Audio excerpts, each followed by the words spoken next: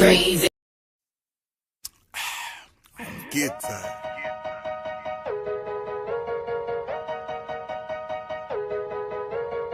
Come up through the struggle, not too many get to tell.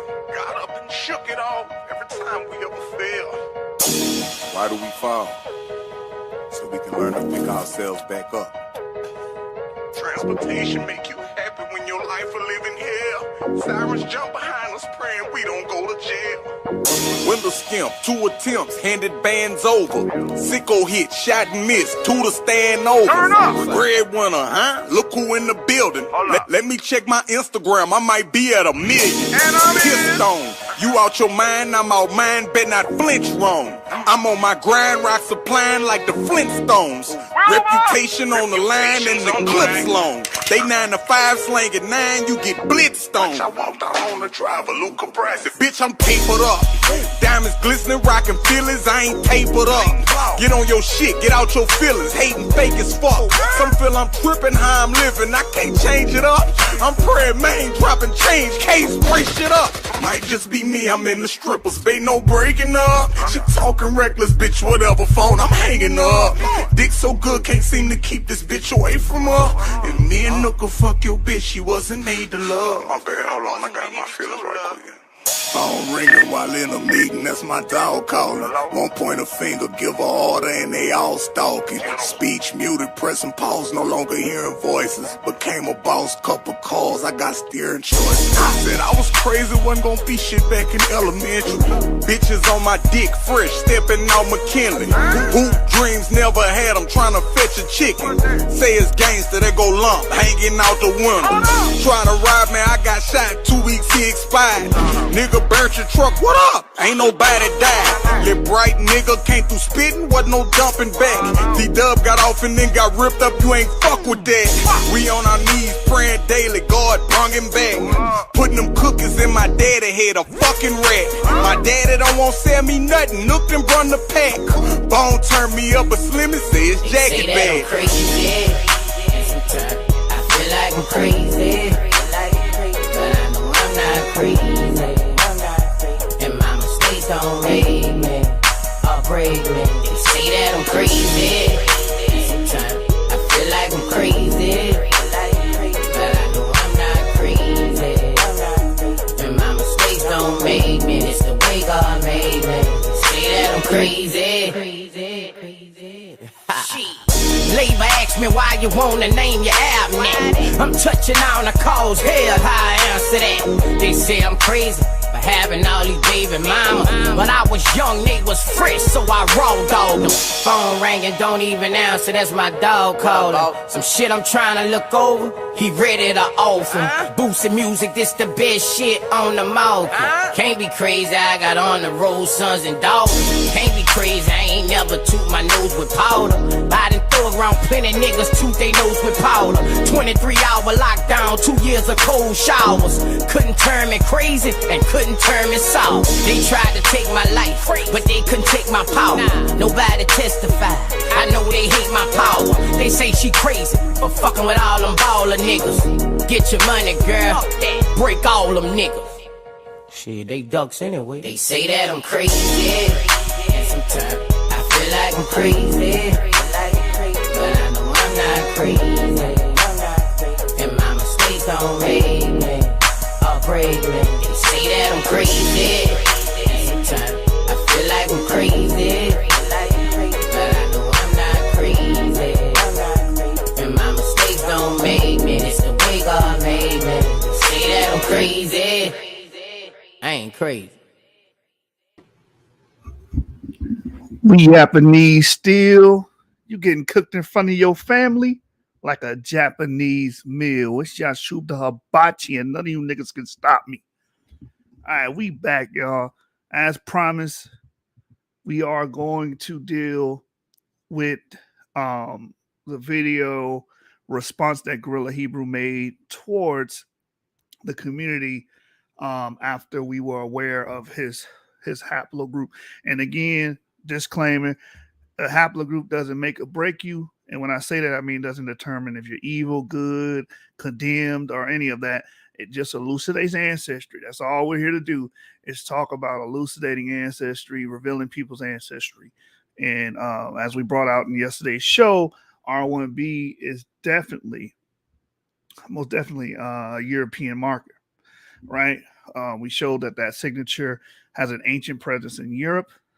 We showed papers dealing with the ancient burials that are in the mainland Europe that stretch back 9,000 years before present. So we know that. So if it is about the truth and it is about the things that we can prove, scriptures say, you guys always talk about the scriptures say prove all things. And, this matter can be proven, right? So we're going to review his video response and deal with a few of the talking points he made during the video. Before we get started, let's introduce some of the YAP gang members. We got our brother, the savant from the Levant, Avery. What's going on? Okay, maybe my brother wasn't ready. We got True Rule the Hebrew. What's happening, brother? Shalom, shalom. How's it going? It's going, man. We got a tall task to do today, man. Shalom. I'm sorry. Did you call my name? I was doing something. Yeah, I was introducing you. Oh, shalom. Hey, everybody. Shalom. Yeah. Yeah. All right. So today we're going to crack this video and talk about some of the things that GRLA Hebrew and the statements GRLA Hebrew and the other brother made concerning lineage, ancestry, and DNA. But spoiler alert, he's going to try to dispel DNA, but you can't. Trying to discredit DNA is like trying to discredit oxygen. It's just a property. It's real. It's material. It's something you can't get around, right? We all have it, right? It's just like saying, blood is not real. No, our blood is real, right? Oxygen is real. So just one of those things. Tanks on the ground in the building. Shalom. Shalom to Curtis Lee. Shalom to Plumantis. Shalom to Avi Aki Dos Lobitos. Shalom. Zaya in the building. Shalom. All right, so we're gonna play this video, and if you guys want me to pause it at any time, let me know, and you guys can give your input. A few points that I want to tackle is his statements about being related to oppressors. His statements on Albert Einstein. They made commentary about haplogroups as a whole. They even called it pseudoscience, which is very interesting. And they also stated they seem to think that King Tut has our genetic marker. So we're going to deal with that as well. We're going to unveil that. So Also, go ahead, brother. Also, a lot of things that they said mirrors a lot of Teo's talking points. So I'm going to actually pull up some of Teo's videos. I'm not going to play it. But when GRLA Hebrew gets to some of his talking points, I'm just going to share my screen and just show a little bit of what Teo would say and what he said. And this seems to be the standard talking points of Hebrew Israelites when it comes to DNA, especially E1B1A and things of that nature. So, but I'll let the video play, and when it gets to it, I'll show y'all just some of the things. Man, hold on. Before we get into this video, a light bulb just went off in my head. Let me see if I can pull this up. There's something interesting that he said in a prior video in regards to DNA. Avery, you might know what I'm talking about without saying it. I got somebody put a bug in my ear earlier, and I seen a clip, and I felt that it was very interesting. So if I can get that video to load, I'll bring it up. By the way, I see Orthodox Moore in the building.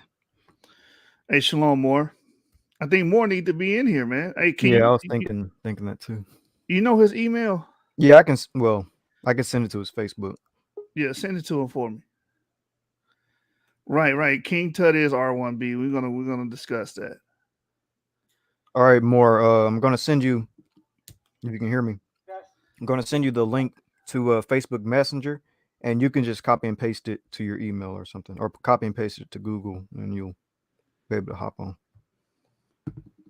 We got Shawn Michaels in the building. Messenger. Shalom, fam. What's yapping? Yeah. All right, man. Let's get into this first clip. And I don't know if everyone is privy of this one yet, so I'm going to show this one. Watch this. That's the E1B1A group or haplogroup. When you come across the people of Ethiopia, the people of Sudan, they're not E1B1A. So it's showing you that Africans are not one common people. It has to be that these West Africans, Nigerians, people of Ghana, Mali, they had to come from somewhere else. All right. The people of Sudan, the people of Ethiopia, the people of East Africa, for the most part, and you have some Israelites mingled among them, are not the same people as the West Africans, man. We don't have a common gene. So there's at least two different types of people in Africa so far. So this is Tahar from he's the head of the GMS camp, and he's making a video. I didn't even know they made a video about DNA, but he tried to discuss DNA, and he said there's at least two different lineages in Africa.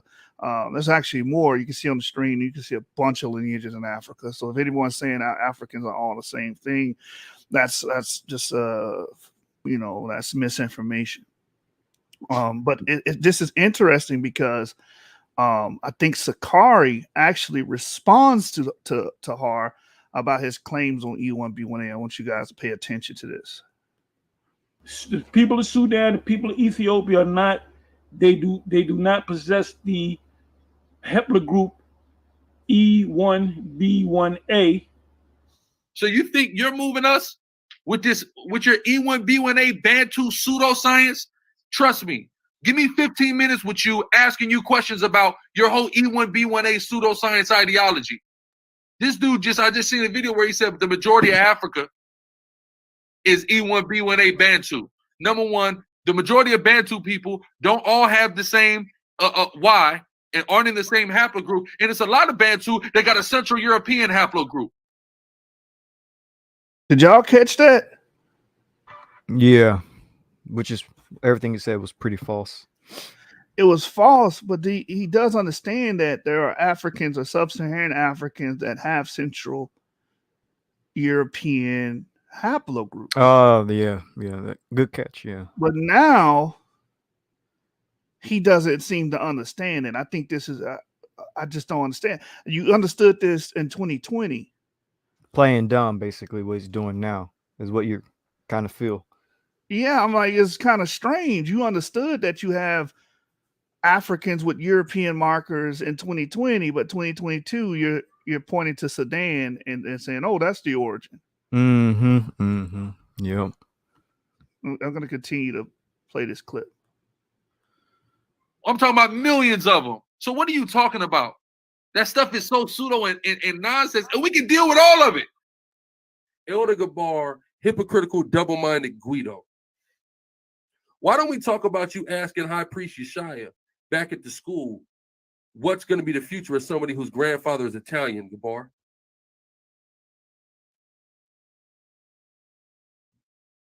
The gloves are off.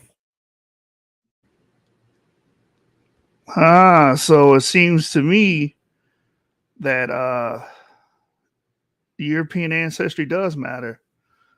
Because why would he pose that question? Maybe Guerrilla Hebrew can clear that up. Why did he say that? Or why did he bring that up as a dagger or a counterpoint? What if we found out that your grandfather was Italian or somebody's grandfather was Italian?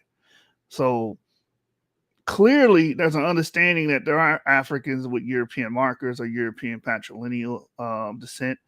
And there was a question at the end that was kind of cryptic, but I find it very intriguing. Avery, Sean, or anybody got any commentary on the clip we just watched? Yeah. Two questions have to be posed now. One, like you said, what are those European markers you're talking about that are in Africa? And two, why are you saying that these markers are not African or not European anymore, but there's something else? Like, those are two good questions to ask. Can you answer the question on the screen? You brothers don't identify as the sons of the biblical Israelites. You brothers don't identify as I identify as being a descendant of the proto-Israelite population. All right, so brother Tuvi, Proto means first, by the way. You got your answer, brother. All right, so let's get to the clip. We got swinging and banging from Atlanta, Canaan, James the Argument King in the building. Shalom. Hey, Shalom, Mike. What's good, man? I'm just, I'm here to get into that video, man. Yeah, man. I'm gonna pull it up, man. It's 7 now, so I'm trying to make sure that we can do this, orderly and decent, decent in order. However you say it, you know the phrase. We got our brother Moore in the building. Yeah, Shalom, fam. Yeah. All right, I'm gonna share my screen, and we're gonna get right into this video.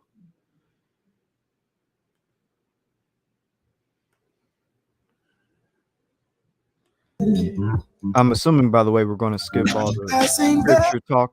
Like some of the scripture talk, we're going to have the speed. I was thinking because they don't get to the DNA to about 30 minutes in, right? 40 minutes in. Yeah, it takes them a while. They go through Bible verses and all this stuff. I was thinking about that. Hold on. Straight to the presentation, you know what I'm saying? I think it's right here. I can't remember because he sprinkles in haplogroups even within the first 30 seconds. Like I was thinking maybe the speed could be turned up, like him doing the verses, all that. All right, hold on. Let me see. Turn it all the way up. That's a lot to get through, bro. Oh, you think so? This is gonna be one of them 5-hour yap joints. All right, I'm gonna skip to the 40-minute mark. Yeah, okay, straight to the we can do that. Yeah, we can do that. Yeah. Hey, real quick, look at these brothers, man. Look at their phenotype. Is it fair for them? Is it fair for them to call other people white?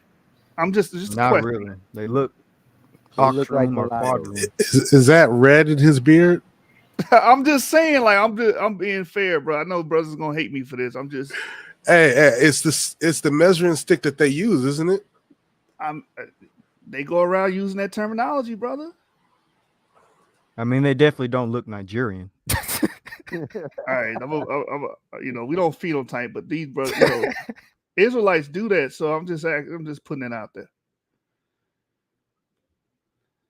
I can go in there and I can see I'm related to my father. My father is my father. I can see I'm related to my uncle, my grandmother, my cousins, first cousins, second cousins, third cousins.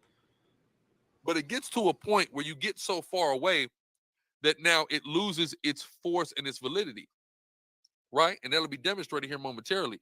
Do you know that when I put in my DNA to Ancestry and my 23andMe, I got over 5,000 hits, but only about 10 of them are more than 1% match with me. All the rest of the 5,000 are less than 1% match, right? Because people all over the world share at least a little piece of DNA. If you believe that everybody descends from an atom, for example, then everybody's going to share a certain amount of DNA, right? It just is what it is. So that's irrelevant. But it's good to see who somebody's father is, uncle. It could go a couple generations. With Hassad, people don't know, everybody doesn't know, but Hassad, if you'll go Meet Hassad's Pops on the Urban Gorilla channel, you'll know that Hassad's father was adopted. He was given up for adoption 5 years old, right? So he doesn't know his family. So I said, hey, Hassad, I took this Ancestry. I really just took it for the hell of it. I wouldn't tell anybody that. It's not going to tell you you're an Israelite, so don't worry about that. Hassad, take it. Maybe you'll get some hits on your family. Hassad, did you get hits on your family? Who'd you find? I found my aunt, my dad's sister. Your aunt, your dad's sister. When the last time your auntie seen your dad? 1976. Your dad was 5, right? Something like that. 5 years old. He was able to reconnect his father to his long lost sister and siblings and grandma and aunties and things like that. Through it, if you're trying to find people you don't really know your relatives, and Ancestry can help, but they may not. Some people in your family may have never went to Ancestry or my 23andMe. So it's a shot in the dark, but you could try it if you need to get a connection back to your family, because now that's your father's mother's side. On your father's father's side, did you get hits? Oh, it's my father's father's side? Yeah. I didn't get much on my father's Didn't get much. So what we had to actually do was collect data from his father's mother's side on what they knew about Hassan's grandfather, right? Brother from Louisiana, living in Watts, driving a caddy, right? And we got a Yeah, because vicinity, a a general Cadillac makes you vicinity Israel, of baby. where he was living at the time. And then we put word to the street. Shout out to the brother Papa, put word to the street. Our brothers out there in Watts, brothers family deeply rooted out there in the city of good old Watts. And we were able to locate Hassan's family in Watts on his father's side. That was without the DNA though.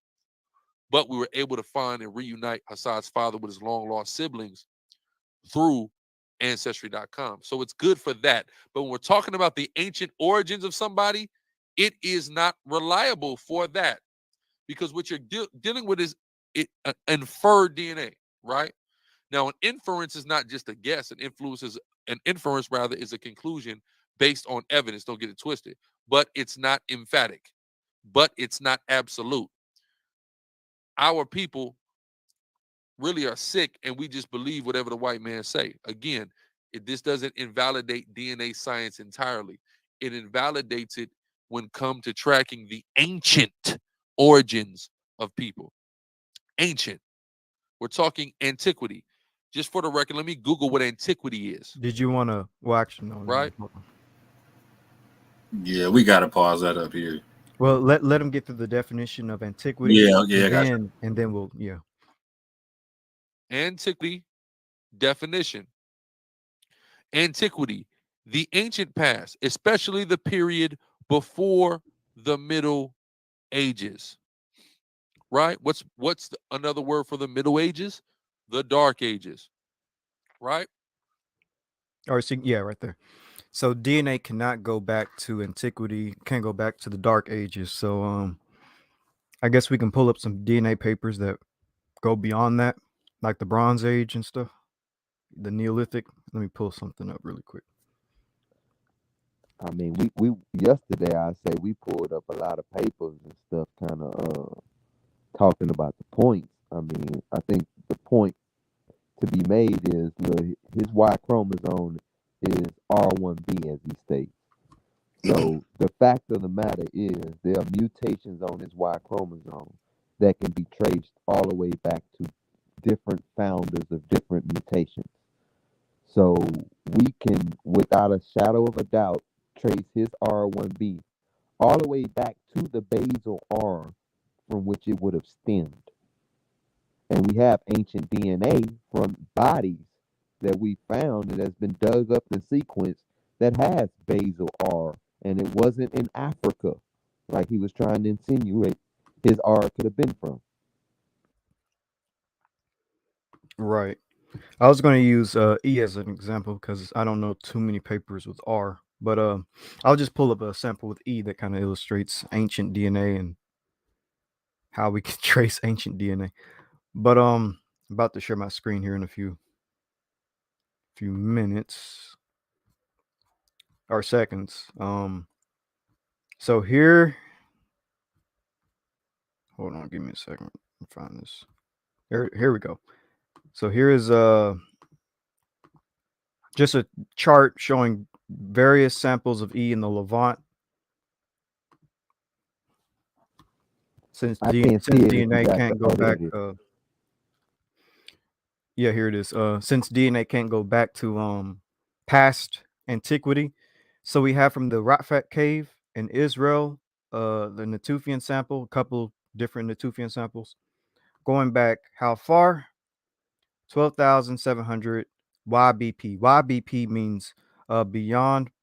Excuse me, not beyond. It means years before present. Correct.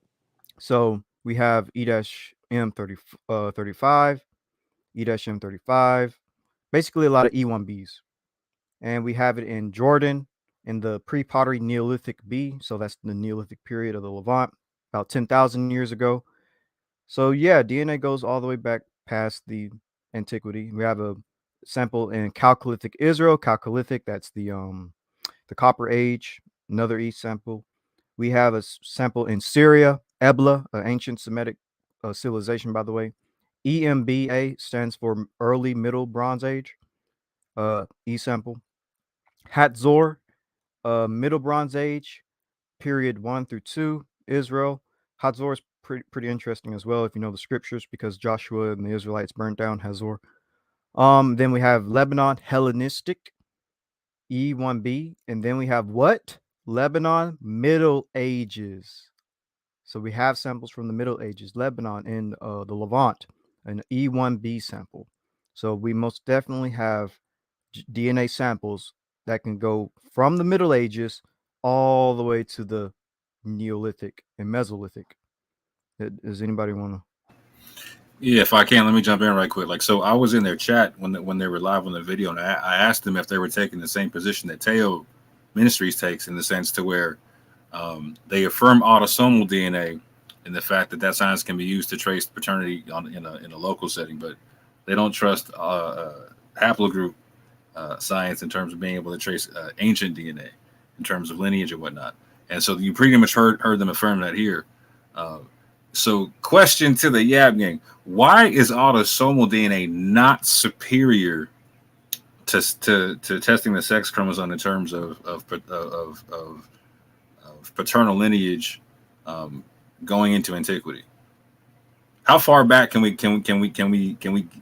certain matches on autosomal DNA, and how unlikely is it that we will be able to get an ancient match for autosomal DNA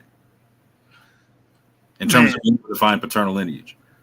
I'm seeing now when we write this book that we're gonna have to dedicate a whole chapter to what you just said, because it's so much confusion out there. To answer your question, it's about what, 8 to 10 generations at the most. You know, if you're lucky, 500 years, 10 generations, it takes you back 300 years. So autosomal DNA doesn't stretch back, and autosomal DNA does not give you direct ancestry. And what that means is autosomal DNA will pick up markers from your paternal grandmother, right? And your maternal grandfather. So you keep stretching that back, and that number keeps compounding. So when you're looking at autosomal DNA, you're looking at the DNA of about 1,000. If you go back 300 years, about 1,056 ancestors. And you do not directly descend from all of them. You just share autosomal DNA with them because someone along your line interbreeded with them. They admix with them. So autosomal DNA shows admixture, not direct ancestry. The answer to the second part of your question, can you use it to connect with ancient people? No, you cannot, because if we're saying we're Israelites, yes, we descend from E markers, but that doesn't mean we have the same autosomal profile, because many of us spent thousands of years in Western Central Africa. So we were admixing with the locals of Western Central Africa. So our autosomal DNA will reflect that population, not a Near Eastern population. So no, you can't. Our DNA, our autosomal does not match the samples that you see on the screen. Does not match the Natufians, does not match the ancient Canaanites, does not match those people, because we spent majority of our time in recent times mixing with the locals of Western and Central Africa. Anybody else want to add to that? I think you covered everything.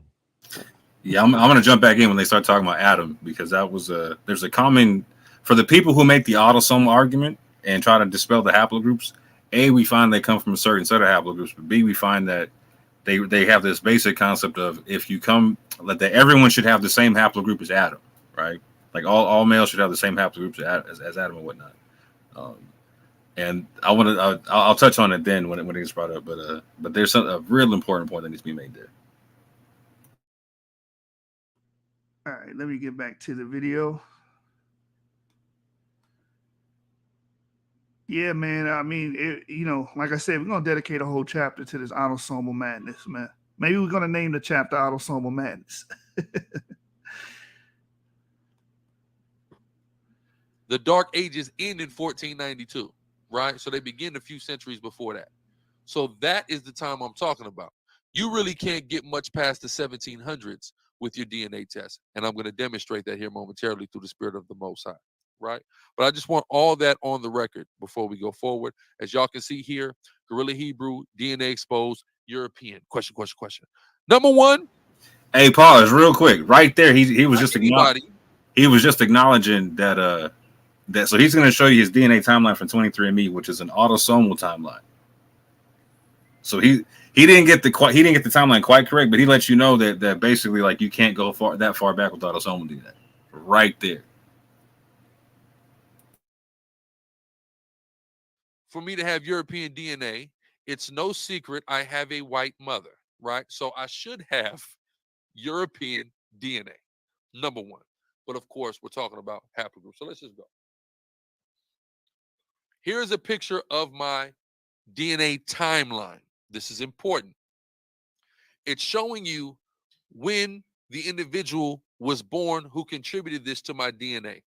As you can see, the farthest back, it says 8+, beginning in 1720. That's the oldest part of my DNA that's trackable. And it says Sudanese. That's East Africa, Southeast Africa, right? Important to know. Well, not Southeast, but East Africa / Southeast Africa. 1720. That's like my 8th great-grandparent, right? Sudanese. That's the oldest part of my DNA. I'll go into why that's important to note and interesting to note. I brought it out. It was the introductory premise of my presentation about being from the tribe of Levi, right? He kind of killed himself here too, because in the debate, and Gorilla Hebrew, if you're watching, I want you to actually know so you can learn. You actually kill yourself here because it says 1750, 1720. So even if we took this on face value and said this means you directly descend from someone that was in Sudan, this will only be around 1720. That's not origins times. When these haplogroups form, you said it yourself, it's thousands and thousands of years in the past. So there's no way this could be talking about the origin of haplogroup R. Come on, brother, you should know that. Like the time frame doesn't even line up, even if we're taking this, at face value, like you're doing. But anyway, all these components just means that your peoples have admixed with groups of people that have these genes. Does not mean you directly descend from the Sudanese. You could have easily got these genetic signatures horizontally, not vertical. Vertical transmission of genes means you get it from your mother or your father. Horizontal is everyone in between, people that your family members admix with. So real quick, I want to point out that so we know for a fact, like, so the question is like, so where would you get Sudanese and Southeast African DNA, etc., in the slave trade? So we know for a fact, I keep pounding the table on the fact that we know that there was 542,000 slaves taken from the coast of Mozambique and Madagascar and whatnot, right? And so that's where a lot of us get this DNA from. What's real important to touch on, and I'll be definitely touching on it going forward, is where this Spanish and Portuguese DNA gets introduced in between the Sudanese and Southeast African, because the two major parties that were taking slaves from those ports in Mozambique were the French and were the Portuguese, mainly the Portuguese, both of which are carriers of RM269. Right. I mean, he even has segments from Spanish and Portugal and British and Irish. Right. So we even see that. And real quick, this is what I'm talking about. This is BHI. This is BHI language all throughout this. The Lord will put you to death, false prophets. So, I mean, you can say what you want to say, but what we're here to do is to educate And that type of thinking is what is poisoning the well in the Black Hebrew Israelite community. And this is why the Black Hebrew Israelite community is going to continue to erode away and fizzle away. I just like to point out that one day everybody's going to die. So, I mean, technically it's kind of redundant statement.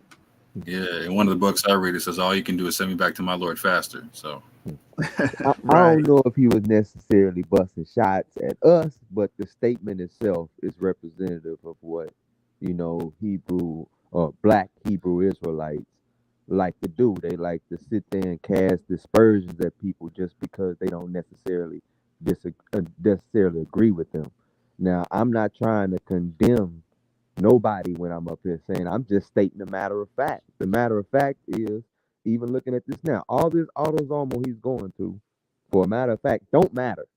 None of it matters, because what they're talking about is his Y chromosome when they're saying he descends from European men. That's what they're trying to tell him. Your Y chromosome is R1B. It goes back to European men. For him to go through all his autosomal and talk about he get this from his mama, that from his mama, that's all irrelevant to the point everyone's trying to make to him. The point they're making to you is your Y chromosome, that R1B, is not even the African variant he tries to push it towards. It's the same one that these European men that you call the devil, that you call Esau, carry. So you have been calling yourself the devil and yourself Esau because you are the son of those men. And you have condemned your own self. And that's what we're trying to get these people to realize. Like, you could be condemning yourself out here and don't even know it, just because you've been indoctrinated to view something a certain way. All this stuff goes deeper than skin tone. All this stuff even goes deeper than DNA. I mean, I think we've all been on the record to go ahead and say that the most important thing is to keep the Lord's commandments and have faith in Christ from our perspective, and keeping the commandments overall, for sure. So if any heathen keeps the commandments of God, we think that in the end they'll be saved from eternal destruction. And that's what really matters. But when it comes down to the matter of fact that your Y chromosome goes back to the same white European men that you condemn and say prepare slaughter for his sons, you've condemned yourself to slaughter. And you need to think about that, whether you like it or not. This ain't about feelings. This ain't about us hating on you like you go through a long spiel of people just doing it because they hate you. No, this is about the facts. And the fact of the matter is you descend from those European men. Yeah, well said. Well said. If you have a Y chromosome marker, the only way you can get it is through sex and reproduction, through descent. That's the only way you can inherit it. So if you have the same markers as majority of Western Europe, then you share the same paternal ancestors. It's just basic, simple logic. All right. So, but then we see some other things. So we see some European, of course, in my DNA, right? We see British and Irish, and we see Spanish and Portuguese right there, right? Let's explain this. British and Irish. So it says it's giving you an estimate. We got to give it credit for margin of error, right? It gives an estimate that the person who introduced the British and or Irish into my DNA was born in between 1960 and 1930. My mother was born in 1972, right? So that's where the British/Irish come from. My mother is almost entirely Irish. Both her father and her mother are from County Cork in Ireland. Check this out. County Cork. It's in Southern Ireland. Wait a minute. Let me go back. I'm sorry, y'all. I wanted to say this. Someone said that this is slander. As you can see, someone stated that this is slander. So 23andMe is slandering people because all he's doing is reading his 23 results. He told us his 23 results, and we're explaining to you what that means and what that entails. That's not slander. That's elucidating the ancestry. The problem with Black Hebrew Israelites is they want people to give them a feel-good message and a feel-good sermon like you get in the Christian church. And I thought you guys were diametrically opposed to the church, but more and more I'm learning that you guys are no different than any other religious organization, For even though you real, claim to though. be distinct. You want to feel good message when data and facts become the brick wall. You want to try to find a way to go around it. You can't get around DNA transmission and how it works. The only way you can get a Y chromosome is through the act of sex, meaning you can only get that through descent. Your father would have to pass that down. His father had R1B. His grandfather had R1B. His great-grandfather had R1B. Great-great-grandfather, stretching all the way back to the archfather of R1B. There's no way around that. That's not slander. That's elucidating the ancestry. And to be clear, I think the majority of us would agree that haplogroup R would be amongst the mixed multitude of Israel when it first started out. Yeah. I think it was sprinkled in there. I won't deny that. And it's also not slander to that brother to tell him, hey, you have condemned yourself this whole time because you are the sons that you have condemned. That's not slandering him. That should be a reality check to him. You know what I mean? And that's our duty. We ain't supposed to sit there and see, because I still consider him my brother. I mean, I don't know about other people. I still consider him my brother. We ain't supposed to see our brother going off teaching false information and not correct our brother on it. I mean, brother, you descend from those European males. If you want to connect to Israel, then brother, you're a sojourner. There's nothing wrong with being a sojourner. Nothing at all. I mean, that's how the Most High set it up. He said anybody that wants to, come in amongst us, all they have to do is keep his commandments. That's it. Circumcise themselves. And they'll be as one born in the nation of Israel.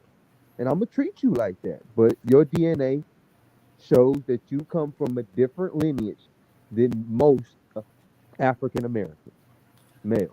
And on top of that, there's a whole bunch of people in your squad that's going to call themselves Issachar and Ephraim and all the type of stuff. They got haplogroup R as well. You know what I'm saying? Like, if you would actually take DNA test of all the SICARRI, you're going to get E. You're going to get R. You're going to get some J. You know what I'm saying? You're probably going to get some I and some G. You're probably going to get a whole bunch of stuff. You know what I'm saying? But like, it just is what it is, fam. Like, but that's not a bad thing, right? Alazar, like, you can, like, bruh, I'm actually reaching out to you right now, bro. Like, you have a position to change a lot of things in the game for a positive way, right? But at the same point in time, you can shift things in a real negative way. And this is an anti-science shift, right? We're in the time span to where we're in the time frame where, like, people are trying to unify science and spirituality, whatnot, in the sense where, like, we're trying to use science to prove what the Bible's talking about. Even people who have a young Earth model like you, fam, have scientific ways of dealing with haplogroups and all that type of stuff. They don't reject haplogroups because of time. They put their model inside that, right? Like, please don't reject science right now, fam. That's not a good look for people holding the book and whatnot, bro. It could be done way better than this, fam. Way better than this. It's especially not good for our black youth. They need to be educated, and they mostly are becoming educated. And here's the truth, bro. Like, so on an autosomal level, like, no one's saying that you don't autosomally connect to actual tribes in West Africa that have Israelite traditions and whatnot, right? No one's saying that, right? Like, the difference is and this needs to be understood, right? Like, so let's say 23andMe was able to show they show like Ashkenazi Jewry, right? But if let's say they were able to show like Bantu Jewry, whatnot, right? Bruh, you'd be like 20-30% Bantu Jew, right? Ain't no one saying that's not the case autosomally, right? No one's saying you don't genetically connect to them, you don't epigenetically connect. We're saying on a scientific level, you don't paternally connect to these people, right? So there's different ways to go around this. People aren't trying to reject your connection wholesale, fam. So don't take it that way. And people in the chat need to understand that this is very nuanced and whatnot. And no one's saying he doesn't connect 100%, no kind of way, shape or form. It's just different than what people think it is. Right. And instead of going on the streets, and here's another thing. Isn't it ironic? Because I was a part of a camp, so y'all can't say y'all don't do this. You go on the street and you go up there and say, "Cry aloud, spare not." right? Meaning anybody could get it, right? No matter what, long as it's the truth. You guys stand by that credo. But once we do that and we present the facts, no matter who's involved, y'all get upset because you guys are fans of these people. You're fans. It's not about if the information is correct, right? And that's across the board. Afrocentrics do this, the Abos do this, and Black Hebrew Israelites got it bad. When it's their guy, they don't want anybody to say anything about it. And here's another thing. Take some time out and read the dictionary. What does the word slander mean? Make false and damaging statements. We're not making false statements. He himself in this video states that he has R1B. R1B is the paternal marker with a high prevalence in Western Europe. There's no way around that. That's not slander. That's not false. And the only way you will say that is damaging is because this guy has been going around, and many of his cohorts and many people from the Black Hebrew Israelite ideology has been going around saying the white man's the devil. They're gonna die. They're gonna be enslaved. Well, damn, you got the same paternal marker as them, meaning you share the same forefathers. You come from the same family tree. There's no way around it. All right, that's all we're saying. Clean up your doctrine. Thank you, Elkhan. The fact is not slander. Farthest back, it says 8+, beginning in 1720. That's the oldest part of my DNA that's trackable. And it says Sudanese. That's East Africa, Southeast Africa, right? Important to know. Well, not Southeast, but East Africa / Southeast Africa. 1720. That's like my 8th great-grandparent, right? Sudanese, that's the oldest part of my DNA. I'll go into why that's important to note and interesting to note. I brought it out. It was the introductory premise of my presentation about being from the tribe of Levi, right? Interesting facts there. But then we see some other things. So we see some European, of course, in my DNA, right? We see British and Irish, and we see Spanish and Portuguese right there, right? Let's explain this. British and Irish. So it says it's giving you an estimate. We got to give it credit for margin of error, right?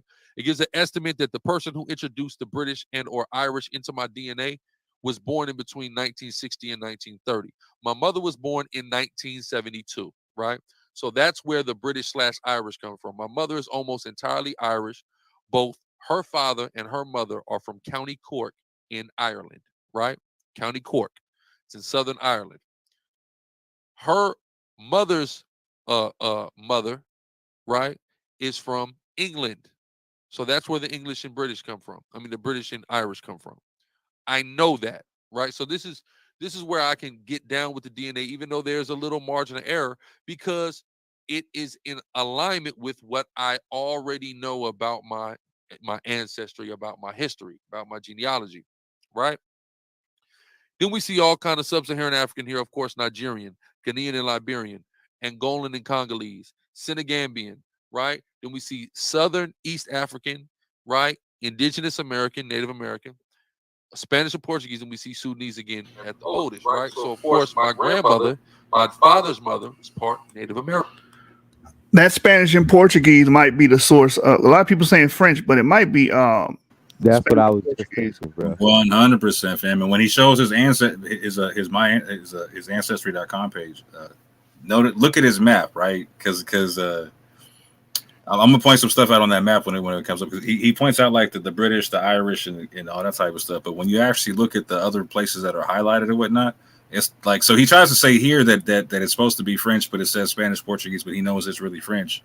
But even the ancestry test says Spanish, Portuguese, and a whole bunch of other Southern Mediterranean. Yeah, I think that's it, because he claims that his paternal line comes through through Haiti, and we know Haiti was dominated by the Spanish at one point in time. I mean, right? it wouldn't. I don't think it would necessarily matter because France had a lot of R1B too. Charlemagne, who pretty much reconquered most of those lands from the Moors and stuff. Yeah, the French are 60%. they're 60% R1B, but like so. Yeah. But at the same point in time, like he doesn't really. It's not a lot of French. You'll see him on my Ancestry, right? Like it's a small part of like Southern France, but so he tries on here on the. I think on the Ancestry, he'll try to show to her like a part of his. He tries to link the French stuff to his mom in a weird kind of way, right? Like see, like this part with my mom. Like he tries to play around with the French and Spanish. I think like so. You were talking about the autosomal don't matter. Sometimes the autosomal matters when you find out something you didn't recognize, right? When you find out a part of history you didn't know, right? Like when you think that there was French interaction with it, might have really been Spanish Portuguese. Like you find that stuff out here, you know what I'm saying? And this is I'm saying like so if he's got a DNA from East Africa coming in at a certain time period or whatnot, along with that Spanish Portuguese, I'm just saying it makes sense that he came, like his family came across, like that person came across on a Spanish Portuguese ship, and that's where you could possibly see this intermixing happening. You know what I'm saying? Yeah, it could be either or, but seeing it ping right there, you know. I mean, So yeah. Plus, it's plus, possible. it looks like it's nothing but African almost after that until it gets to about where his mother was born. I mean, Yeah. it kind of lines up to like one of those Spaniards or Portuguese mixed with a African or Native American woman who had some East African ancestry, and then from there on, they were intermixing in the African, quote unquote, African American community until his mother came along. Right. So your autosomal DNA is pretty much a snapshot of 10% of your ancestry within the last 300 to 500 years. And this is a testament to the African American experience here in the Americas. These are the three groups that we pretty much are comprised of: European, African, and Native Americans. So there's nothing shocking here. But again, it doesn't eliminate your direct paternal ancestry. I mean, your father, all the way back to your father. And you can't morph your doctrine now because you guys been saying this. The Bible is going off patrilineal descent, right? You guys agree to this. You guys teach this. You guys speak this. You guys believe this. You say that you are who your father is, which I agree with. But if you are who your father is, you're just going to have to keep it a bean, man. Let me answer this here. God Servative says, aren't the Aboriginal Europeans so-called black? Then he follows up and says, so they aren't European markers in Africa. It's the reverse. Anybody want to tackle that? Well, the second one, I'll say no. They are European. I guess you're talking about the RV88.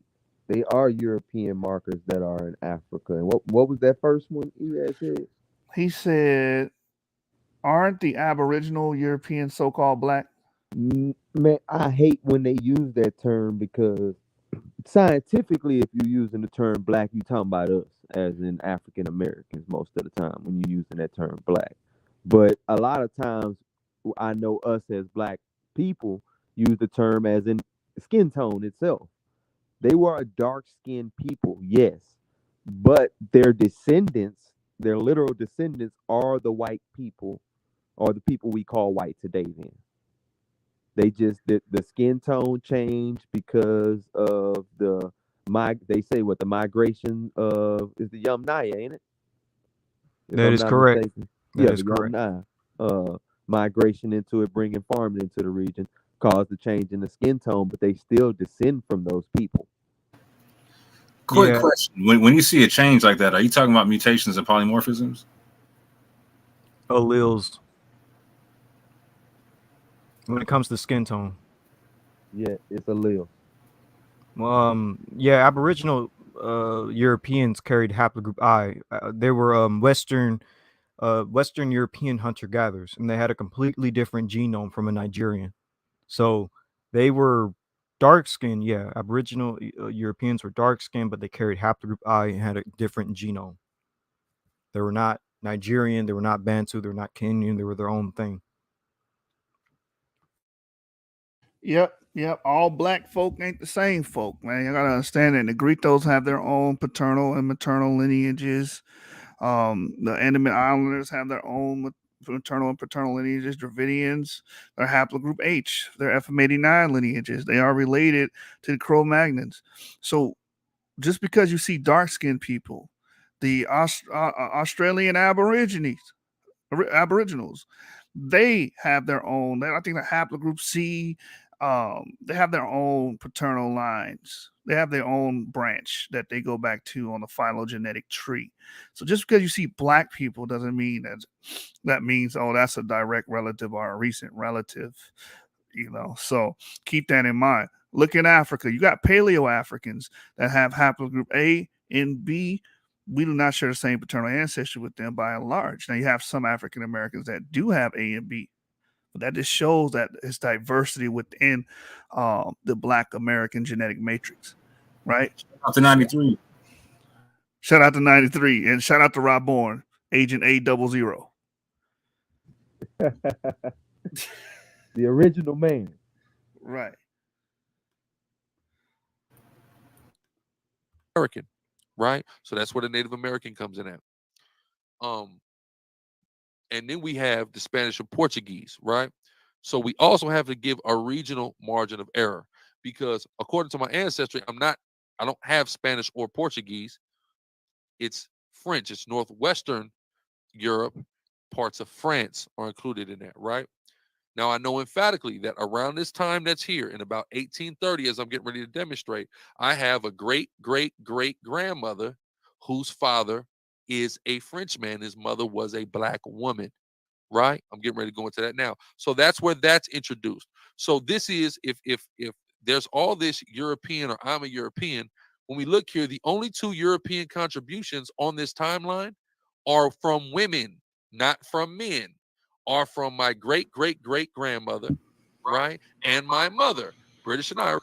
And you know what's ironic about him stating that as well? Because even within the Ghanaian, Liberian, Sierra Leone, Angolan, Congolese, and Senegambian, more Ghanaian, what's the other one I see? And Sudanese. Even within these groups, and he even said it in a clip earlier, you still have Central European markers there. So the autosomal profile will be West African, right? And match the locals because they've been admixing with them for thousands of years. But you still can have European paternal markers amongst them. Even he realized that in 2020. Yeah, like right? the T markers amongst the Fulani. Yeah, T markers, the R markers amongst the Fulani. And he's going to go on and say that there's R markers in Africa. Yeah, but what do you think the autosomal profile is going to be if they've been in Africa and having sex and reproducing with other Africans? It's common sense. Irish, and then of course Iberian in the French area there. Yes, so Yeah. You want to grab some? Go ahead. Because I'm gonna just keep it a buck. Proverbs 10 and 18. It says, "He that hideth hatred with lying lips, and he that uttereth a slander is a fool." As I sit back over the course of several years, being close with the brother Alazar, what it is you niggas are so itch, and there's a B behind that made that you have to try to swat at gnats and try to grab something out of thin air to try to justify your hatred for this brother. And at the root of that hatred is envy, because you can't you wish you could. Go ahead and pause it, bro. Hold on. Let me say this. First of all, nigga, you bitch made. I just want to get that out there. Because only a bitch will sit up there and try to make excuses and try to warp and bend reality to fit a narrative. That's being a bitch. Secondly, no one's saying this because we hate y'all or we hate SICARRI. No, we're just simply presenting the facts. Remember when you guys get on the street and you yell, cry aloud, spare not, no matter who it is, you're going to tell the truth, right? And the truth is right there. We're not straining at gnats. This is clear. The man's DNA is European. The man's paternal marker is European. And calm down with that nigga word, man. That European just called me a nigga? Is that dude a European? What's his marker? I want to make sure it's okay for him to say that. We don't even know, bro. Just throwing that around like that. That's not right. I think it's bitch made to hide from empirical data and hide from ostensible facts, things we can observe, things that the man is showing on the damn stream, things that the man has said out of his own mouth. Yeah, ain't nobody tell him to make this video. We didn't make this man go out here and make a video where he disclosed to us what his haplogroup is. But since he making a video asking the question, is his haplogroup European? We just answering the brother. That's all it is. It ain't hatred. Nobody made him go out there. Well, I didn't make him do it. If he let someone else put him up to it, that's on him to go take his DNA test and show it to the world. He could have never shown it, and this wouldn't even be a conversation. But he did. So don't play victim now when it blows up in your face. Facts. And I literally, like, you can go to my page and see like a 6-hour video recently on there for the first 2.5 hours. I'm defending SICARRI and other brothers in the camps, etc., via some interactions they had with the Christian apologists and whatnot. You know what I'm saying? I give SICARRI props where I agree with them, and I clearly state where I disagree with people. This isn't a beef thing. This isn't a jealousy thing at all. This is a truth thing, fam. Right. Like, again, it's just like saying oxygen is not real. That's what you guys are doing now, trying to bend and warp reality to fit some crazy ass narrative. Like, man, you need to just own up to this and just move on. That's it. Could be in the position and have the intellect of the brother, and you can't. So when you see an opportunity to try to slander the brother, you capitalize on it, or you try to capitalize on it. But again, everything sounds good until until the facts come out. So all you brothers that are on the clubhouse, I mean, we don't really care about the same way like your guys' wives don't care about your guys' opinions. That's right. We don't care about your guys' opinions either, right? So again, though, and that be the type of shit that will make stuff go left. Those type of statements, because your man's got a haplogroup R. That's how you talking. That's crazy, man. And then so when the facts come out, Negro, the facts are out. Sorry, I just misappropriate that. European, the facts are out. R1B is his paternal marker. That's the fact, right? Meaning they sequence his DNA and he shares the same segments of DNA as 80% of Western Europe, meaning there's common paternal descent there. And let's keep it. He's not showing his actual autosomal results, right? I was thinking the same thing, bro. So let's say his dad has like the average admixture, like a 20% or something, right? So cut that in half. Ours already be 60% plus European, right? Mm-hmm.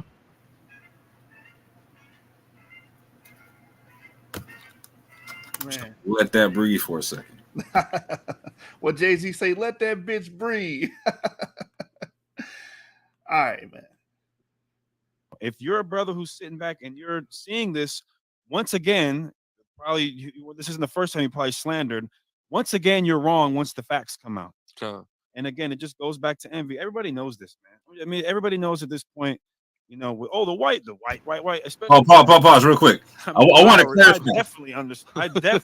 Real quick, no one's tripping on my man being 60% plus European. Like, so you can go on this channel, right? And shout out to my man, to my man YASHAR, right? Who's yap all day long, right? Came through and showed his full DNA test, right? Showed the fact that he was what 65% European, but he's E1B1A. Yeah, that's fact. That's facts. Let you know. You know, you get what I'm saying. So no one's tripping on his autosomal results or the amount of European. It's not like that. We're just pointing out the irony in the game, and also to clarify what's going on today. Yeah, a lot of statements gonna have to be recanted and what's it called? Not erudite, but I forget what it's called when you go back and you change something. But you're gonna have to modify some of these things, man, and peel back off of it. Amended, yeah. Definitely see exactly what's going on.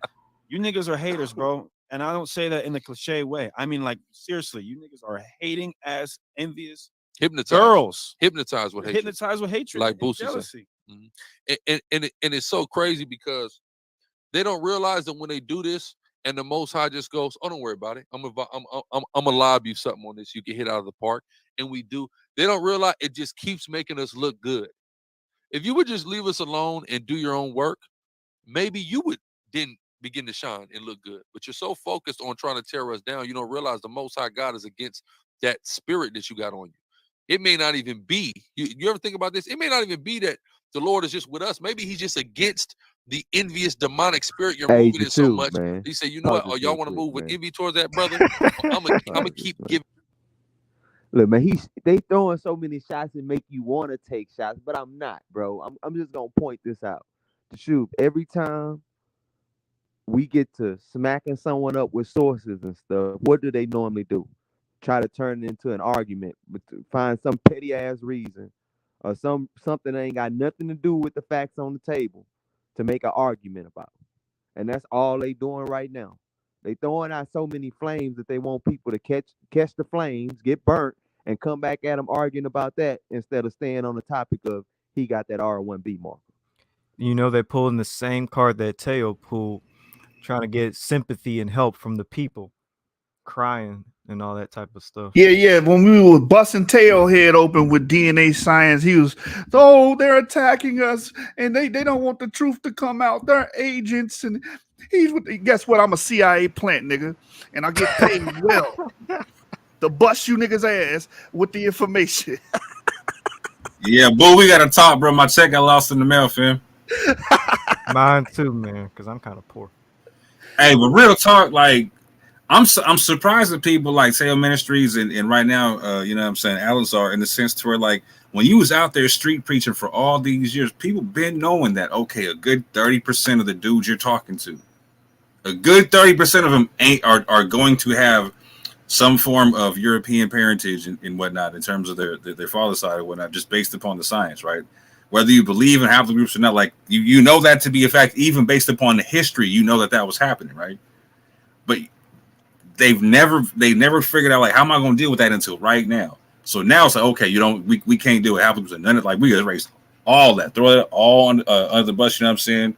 Sweep it under the rug, all the type of stuff. DNA is cool for a paternity test, but not, you can't do anything ancient with it. But you're claiming to be an ancient people. Hey,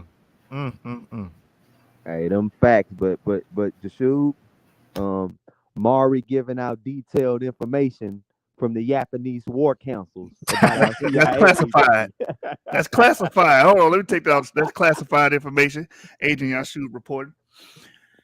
All right, man. This is the playbook now. When facts and empirical data doesn't swing your way, just say everybody's hating on you and the government is trying to shut you down, and that will defer everybody from the facts that are at the table. You know, that's all you got to do. That's the Black Hebrew Israelite playbook.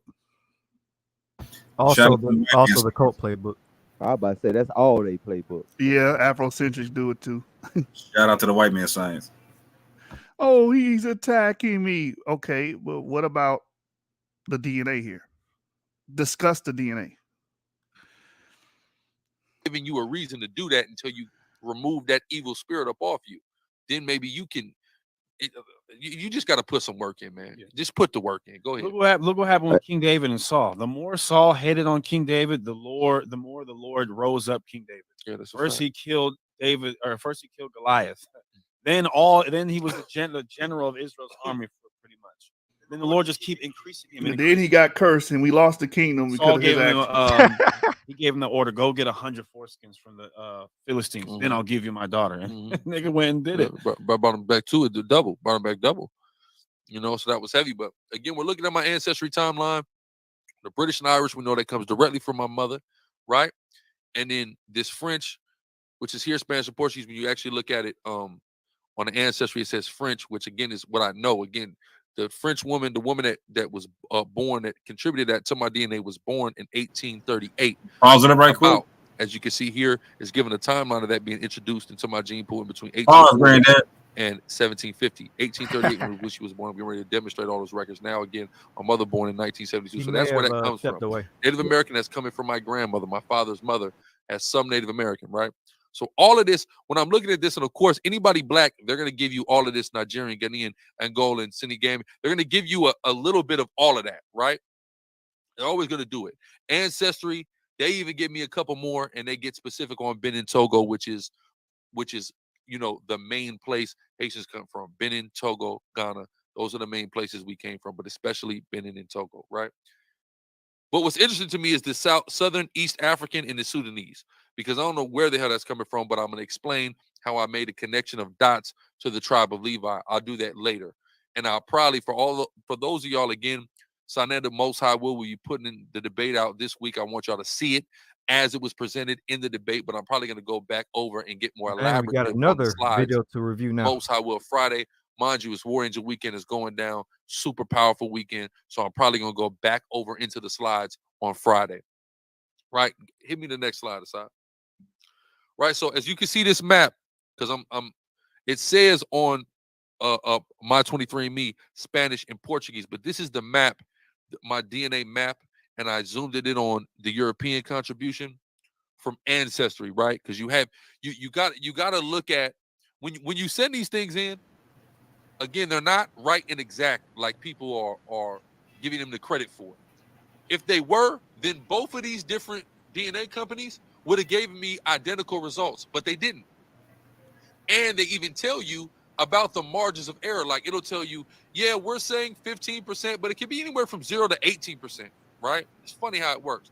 But as y'all can see here, what's highlighted is the United Kingdom, Ireland, right, and a part of northern France, right? So we know, again, my mother is Irish, but her grandmother is English. So that's, boom, covered right there. Are you Now, there, France, YouTube? Are you again, back?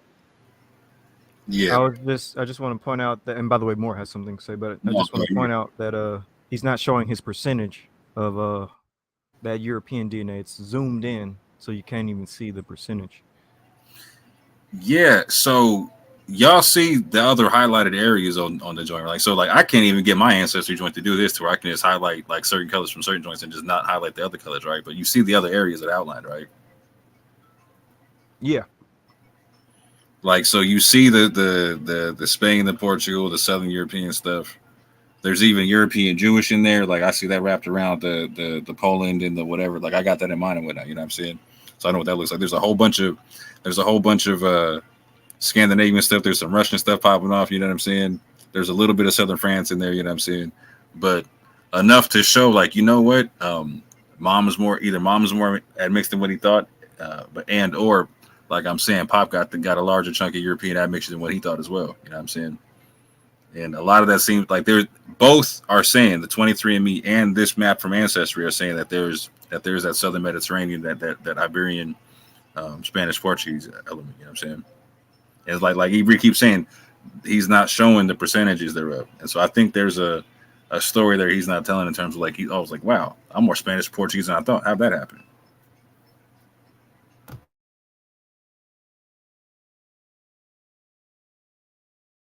That goes back to my great grandmother, right, Juliet, who we're going to show him in a moment, whose father was a Frenchman. She would be what we call a tear. She would be an Edomite because her father was French and her mother was black. She married my great grandfather Francois, right, and they began to have children. And now, you know, Francois had Albert, and Albert had Kennedy, and Kennedy had Preston, and Preston had Donald, and Donald had me. That's how that worked, right? So as we can see here, none of this other part of Europe has any contribution to my genetic pool at all. But this R haplogroup, where it's seen frequently, is in all these other parts of Europe, not so much in these parts of Europe that are actually in my gene pool. He's not even showing. So how is it that we're? I was just saying he's not even showing a map of R. Like, how does he know that without showing the map? Deducing that the R that's contributed to me is supposed to be from Europe, yet I don't have the DNA that coincides with that. Right? Let's keep going. So, like, yeah, you got it. Wait, so now this is. I'm sorry to pause again, but so basically he's saying R1B isn't seen in the British Isles. Is that his argument? I'm trying That to not be. Yeah, because I'm gonna pull up a map really quick if that's what he's saying. You can just go back, Bruh, the 5 Stewart seconds haplogroup, and show his map. The Stewart haplogroup is R1B. How can he say it's not in the British Isles? He's gonna pull up R1B map himself. Oh, he is, because I was about to pull up. No, he pulls it up, bro, and it's Okay, and it's not. And so keep in mind, family. So he was talking about like so Ghana, Benin, Togo is where the Haitian people were taken from, and that's where he's taking his paternal lineage, right? So these are places where we do not see R1B. That It's supposed no, go ahead. You got it. to be from No, you Europe, be yet talking. I don't have the DNA that coincides with that. Right? Let's keep going. So, like, yeah, you got it. Now, this is my grandfather, my great-great-great-grandfather, rather, Francois Glaude, as we can see here, born about 1830, right? And he has a wife, and his wife is named Juliette Glaude, right? We can see that there, all underlined. This is the 1880 United States Census. Go next. Right, so here we have Juliette Glaude, right? As we see here, she's listed as a mulatto, white father, black mother, and her post office is Vermilionville in Louisiana. This is important to note, right? Go ahead.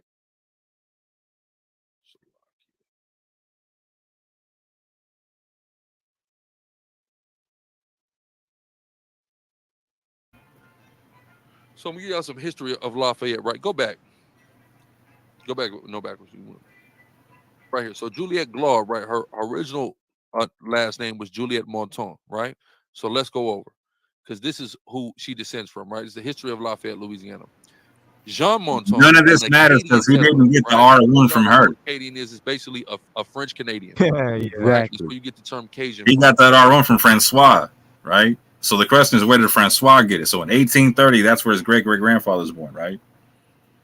So he, like, in Louisiana, so he's saying he's Haitian and whatnot. So he probably came over after the 1812, you know what I'm saying? Because after 1812, there was a bunch of Haitians coming with the French, etc., to Louisiana and to like South Carolina and to Georgia and all of the places, just getting away from the Haitian War, etc. You know what I'm saying? So they probably came over around then and whatnot. But the question is, like, so what's his parentage before that? Is because again, he didn't get R1B from his great-great-grandmother. It doesn't work that way. Acadian, Salakia, just so y'all can.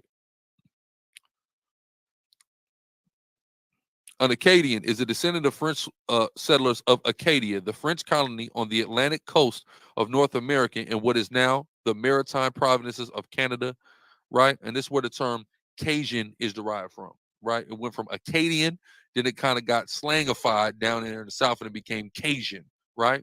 So Jean Monton, an Acadian settler, donated land to the Roman Church for construction of a small Catholic chapel at this site. In 1824, this area was selected for the Lafayette Parish seat and was named Vermilionville. That's where they were. Remember Vermilionville, for its location on the river. In 1836, the Louisiana State Legislature approved its incorporation. The area was initially developed by Europeans for agriculture, primarily sugar plantations, same thing they were doing in Haiti, which depended on the labor of numerous enslaved Africans and African Americans, who are the African Americans that would be the free people of color that they actually got paid for the labor they did versus the slaves, but they were still black. They made up a large percentage of the antebellum population, right? The black people did. According to the U.S. Census data in 1830, some 41% of the population of Lafayette Parish was enslaved. By 1860, the enslaved population had increased to 49.6%.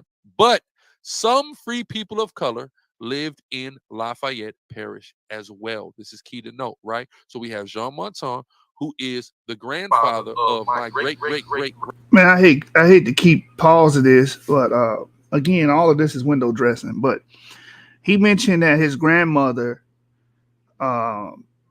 married somebody that was white, and she was half black or something to that effect. That would mean that those autosomes would have been in her as well. Those African autosomes would have been in her as well, even though she herself was a mulatto, quote unquote.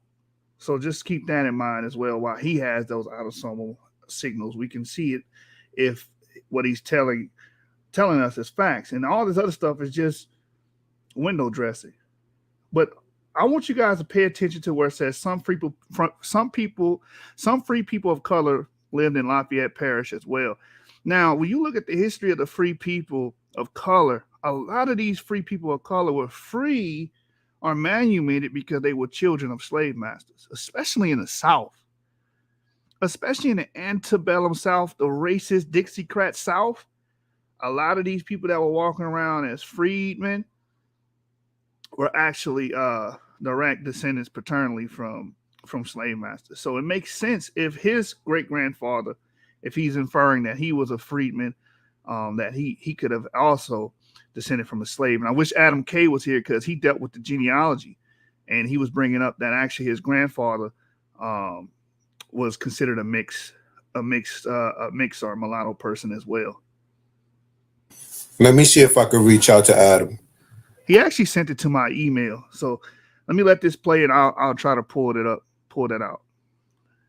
Grandmother, Juliette Monson, who was then Juliette Glaude, married my great-great-great-grandfather, Francois Glaude. Right? Next. Watch this. Free people of color. At the time of the Louisiana Purchase in 1803, at least 1 in 6 of the roughly 8,000 people living in New Orleans was a free person of color, meaning a black person that was not a slave, right? And mostly this was coming from Haitian rebels, right? The city's population, both white and black, increased significantly between 1791 and 1810 due to an influx of immigrants by the Haitian Revolution led by Toussaint Louverture, a free man of color, right? The first official U.S. Census of Orleans Territory in 1810 counted 7,585 free persons of color compared to 34,311 whites and a total population of 76,556. The influx of black refugees from Haiti heightened anxieties amongst Louisiana's white population. Free people of color, it was argued, would only incite further unrest. In 1850, 80 of the 159 free blacks in Lafayette Parish were in Vermilionville. Ain't that where my family just was at? Vermilionville, where the free blacks in Lafayette were living, who came as Haitian immigrants, right? Okay, cool.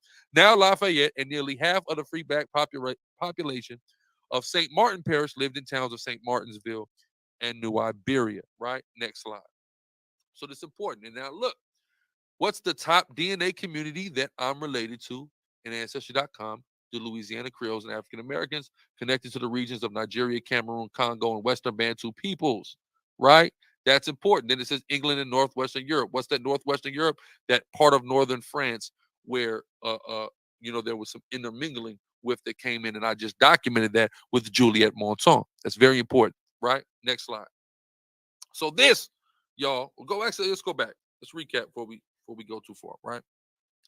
So we just demonstrate, I just substantiated where the European contributions of my genetics stem from, right? Neither of them are on any paternal side at all. It's from two different women, right? My great-great-great-grandmother and my mother. That's where the European genetics that I have are contributed from, as I substantiated with these slides. So how the hell is my patrilineage then European? What did you see some silly fool have on his PTR on Clubhouse aside? The nigga had, it was you in the background was the French flag. Number one, the amount of time that it took for you to do that, the fact that you sat up and created that to forward a narrative, I mean, man, that says a lot about you as a person, as a man, alleged man. But friends, and it's like, okay, so now I'm a friend. So we're just deducing, because I said R, that not only am I a white person through my patrilineage, but it has to be France now, right? And it just is a demonstration to the level of ignorance that you guys have on the topic of DNA. Totally ignorant, right? Next slide. So this is the map of R. This is R1B. I'm going to show you R1A in a minute. So here we see R in Africa. We see R in Europe. We see R in Asia. We see R in the Middle East. So now I'm to believe that look I how can take dense that a shit is tube in of spit Western from Europe. you this big and trace you back to one of these people. Hey, pause this up right quick. Right? Hey, pause that. Look how dense that is in Western Europe. I'm just saying, it's the densest place on the map. And look in England, where he said it ain't at. It's the densest place on the map. So look at its absence in the part of West Africa. Yeah, go ahead. How about 50 to 100% is the darkest colors? And it's where at? Western Europe, British Isles, UK, Spain, Portugal, France. This was the kill shot right here. He shot himself in the foot, man. And I don't believe the brothers that are a part of him and the brothers that's in the comments trying to defend this are that damn dumb. Are that damn dense.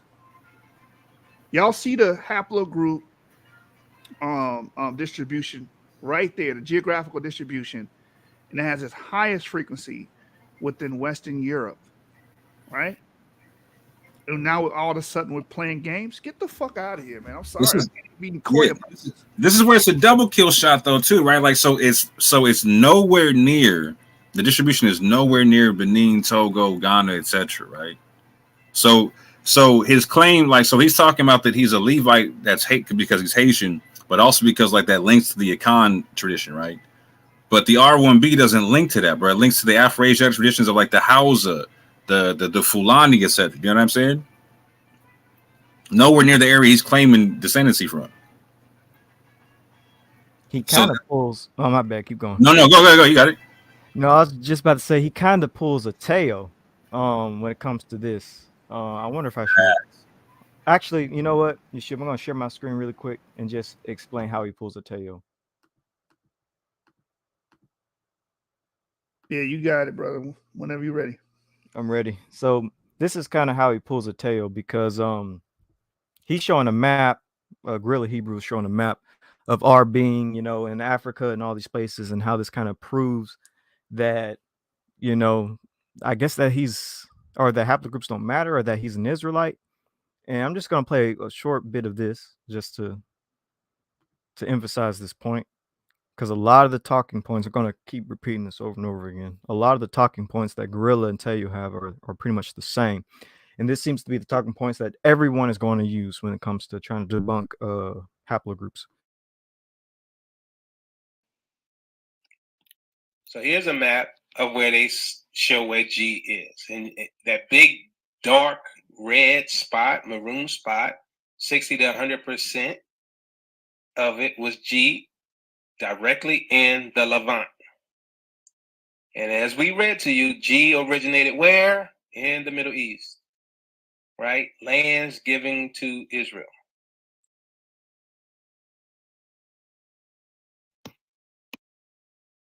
So what GRLA Hebrew is going to do in a minute in the video is basically talk about how R is in the Levant, just like what Teo's doing with G in the Levant. So you can play the clip, YouTube, unless anybody else has something to say. But and just for the record, that's not a map of G he just showed.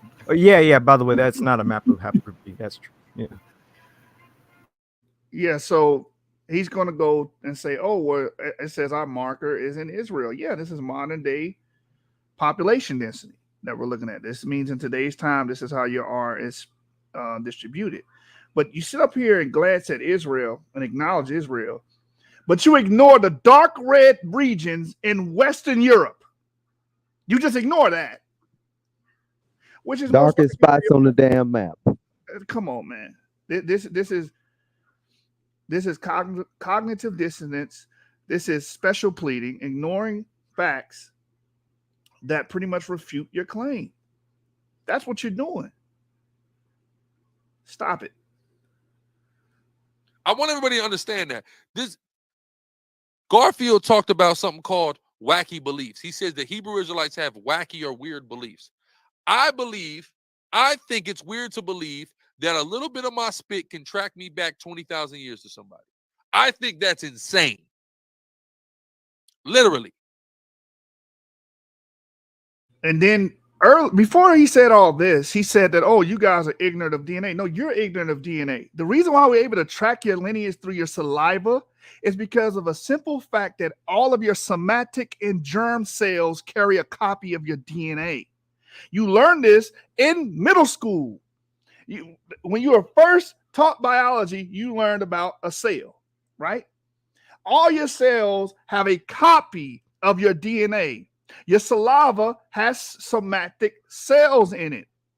That's how they're able to trace who you are through your saliva, because every cell in your body carries a copy of your DNA.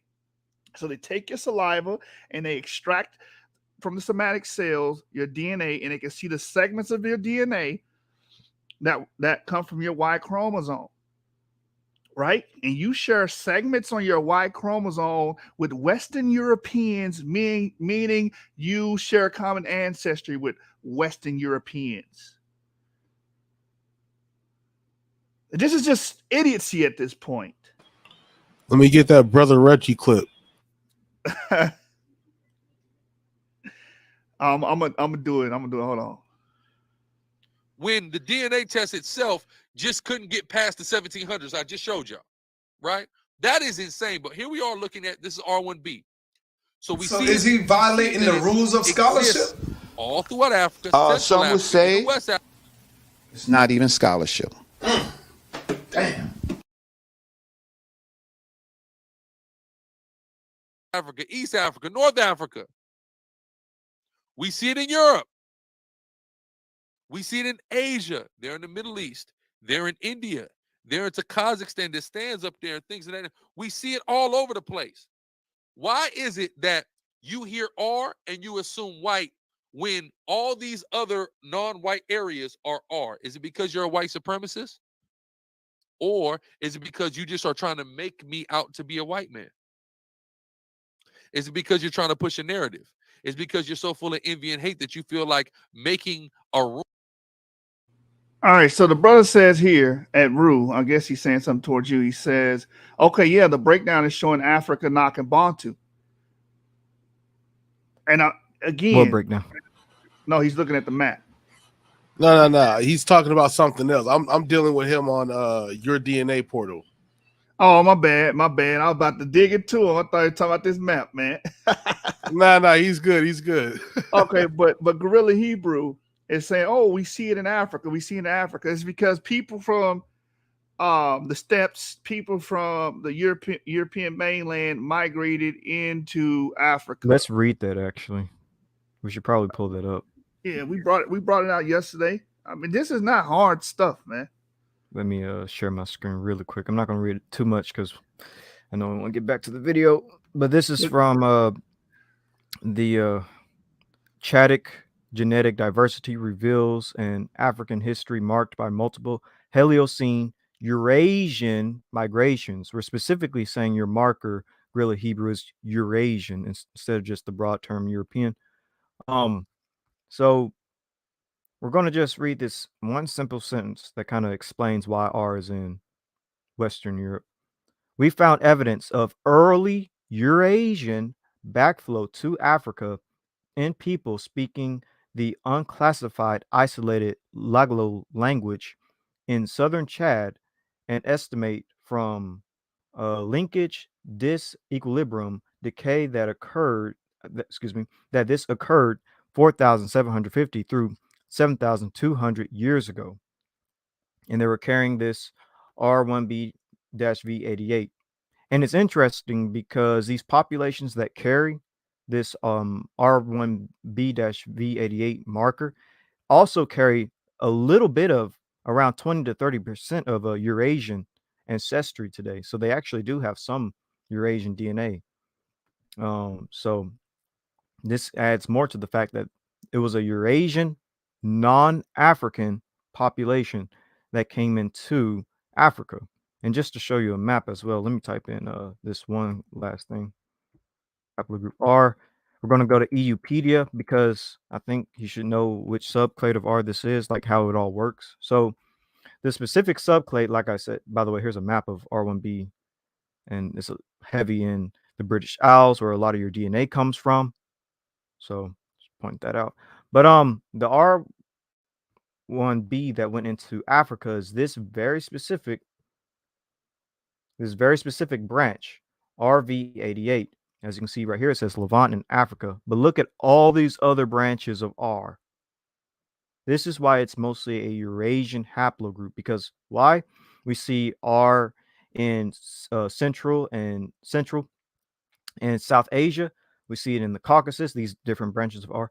The Balkans, Turkey, and Armenia. The Pontic Steppe, East and Southeast Europe, Eastern Europe, and West Asia, Central Europe. Proto-Italio-Celto-Germanic. Now we're getting into languages, the people groups that have these branches of R. Proto-Germanic, Nordic, Northern and Western, or Northern and Western Europe. Italic Celtic, Ibero-Atlantic, Celto-Gaelish. So it's a very Eurasian, and in some cases R1B is is pretty Western European. So it's only this one branch that went into Africa. Hopefully that explains some things. Yeah, let's keep it going, man, because we already touched on this yesterday. That's why I want to do 2 separate videos. Yesterday I was going to give information. This video just break down, but let's do this, right? Let's do it again, just to share with the people here. Because you keep saying, "Oh, it's in Africa." Yeah, migration. That's not the point of origin, right? So, hey, real quick, the Portuguese did introduce RM269 into parts of West Africa. You know what I'm saying? So your man might be a Holuso African. That's possible too, but it's still showing that they migrated, and that's what he needs to understand, right? But you're absolutely correct here. So this is a paper I shared yesterday. This paper is the supplementary information of the genetic history from the Middle Neolithic, New Stone, to present in the Mediterranean island of Sardinia, published around 2020. So within this paper, we go straight to it. R1B, right here. It states here, we're going to get right to it. It says the R1B M269 haplogroup dominant in present-day continental Iberia after having arrived there with Bronze Age Indo-European expansion. So this is the history of your marker, right? And at 50% frequency in modern Sardinians is absent throughout our transect from the Middle Neolithic to Nuragic in Sardinia, but later appears 3 post-Nuragic ancient individuals. Then it goes into the EM215 and G2 markers. But I want to bring up the R1VA8 marker, which you see within Chan, right? Which were previously identified to have more Sardinian-specific subclades based on present-day Sardinian variation, were all identified in at least one Sardinian male. So R1B VA8 was found in Sardinia. It is a Mediterranean island, right? We see it there. R1B haplogroups in ancient Sardinians. The 1240K recaptured data allowed us to call several R1B subclades an ancient individuals. So they're digging up the individuals and exhuming their bodies and sequencing their DNA.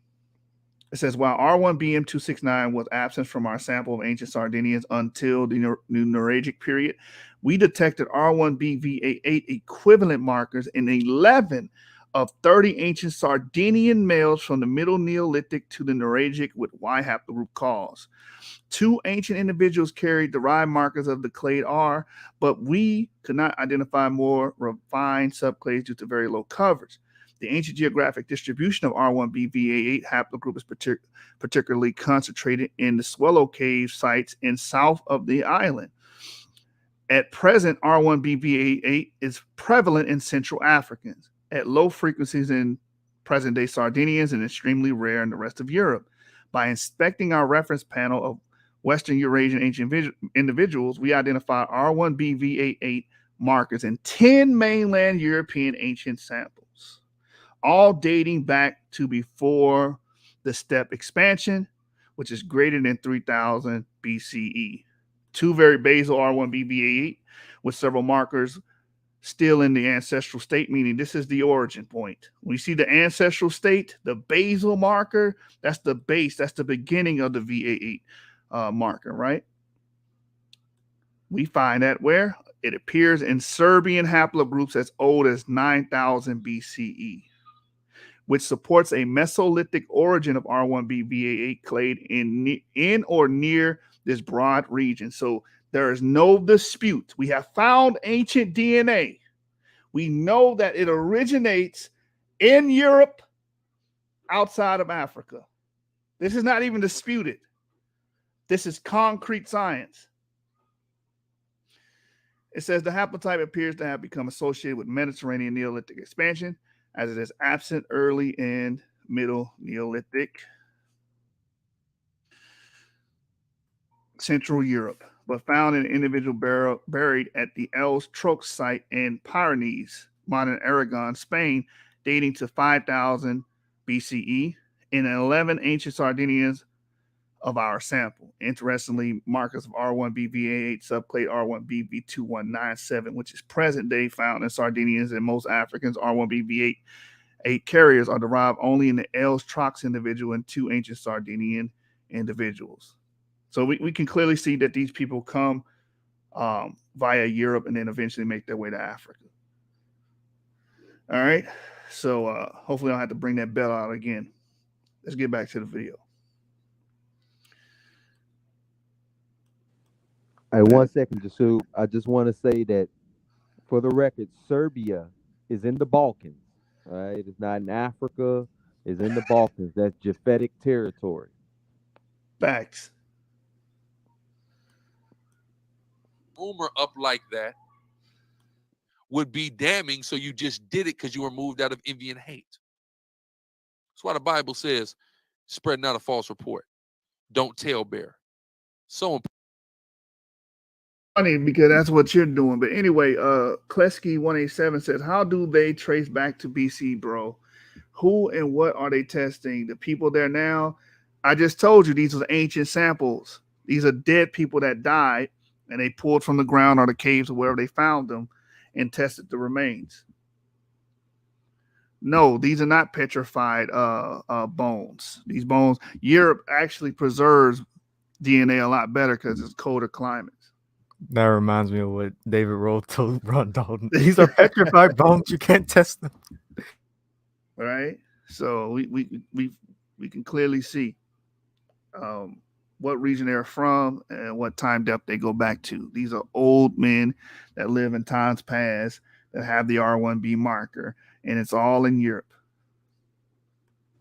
Yeah, they usually pull it from a bone that's like behind your ear that they say preserves DNA pretty well.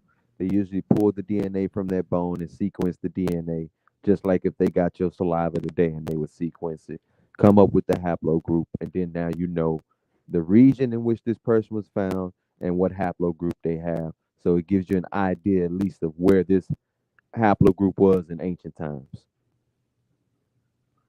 Also, you can even just look at the material culture, like, or what they're buried around, should I say. Like, if you're digging in Israel and you find a ancient room or ancient tomb, and there's pottery that dates back to like the Bronze Age, and the body's wearing Bronze Age clothing and it has Bronze Age artifacts around them, you could pretty much deduce that, you know, this body's from the Bronze Age as well. So looking at the material around the body also can pinpoint the time. Yeah, so a lot of his ancestors would have been around the Yamnaya and Belbika cultures and the corded word cultures. So they would have had brought in Indo-European language with them in Europe.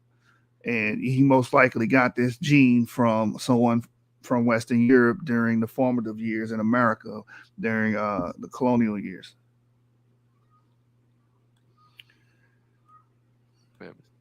Because I'm coming right to you. Here it is. This R is everywhere, but no Europe. With no proof, with no knowledge, which clade of R even he's European. You see that? That's the hate. It's a ball.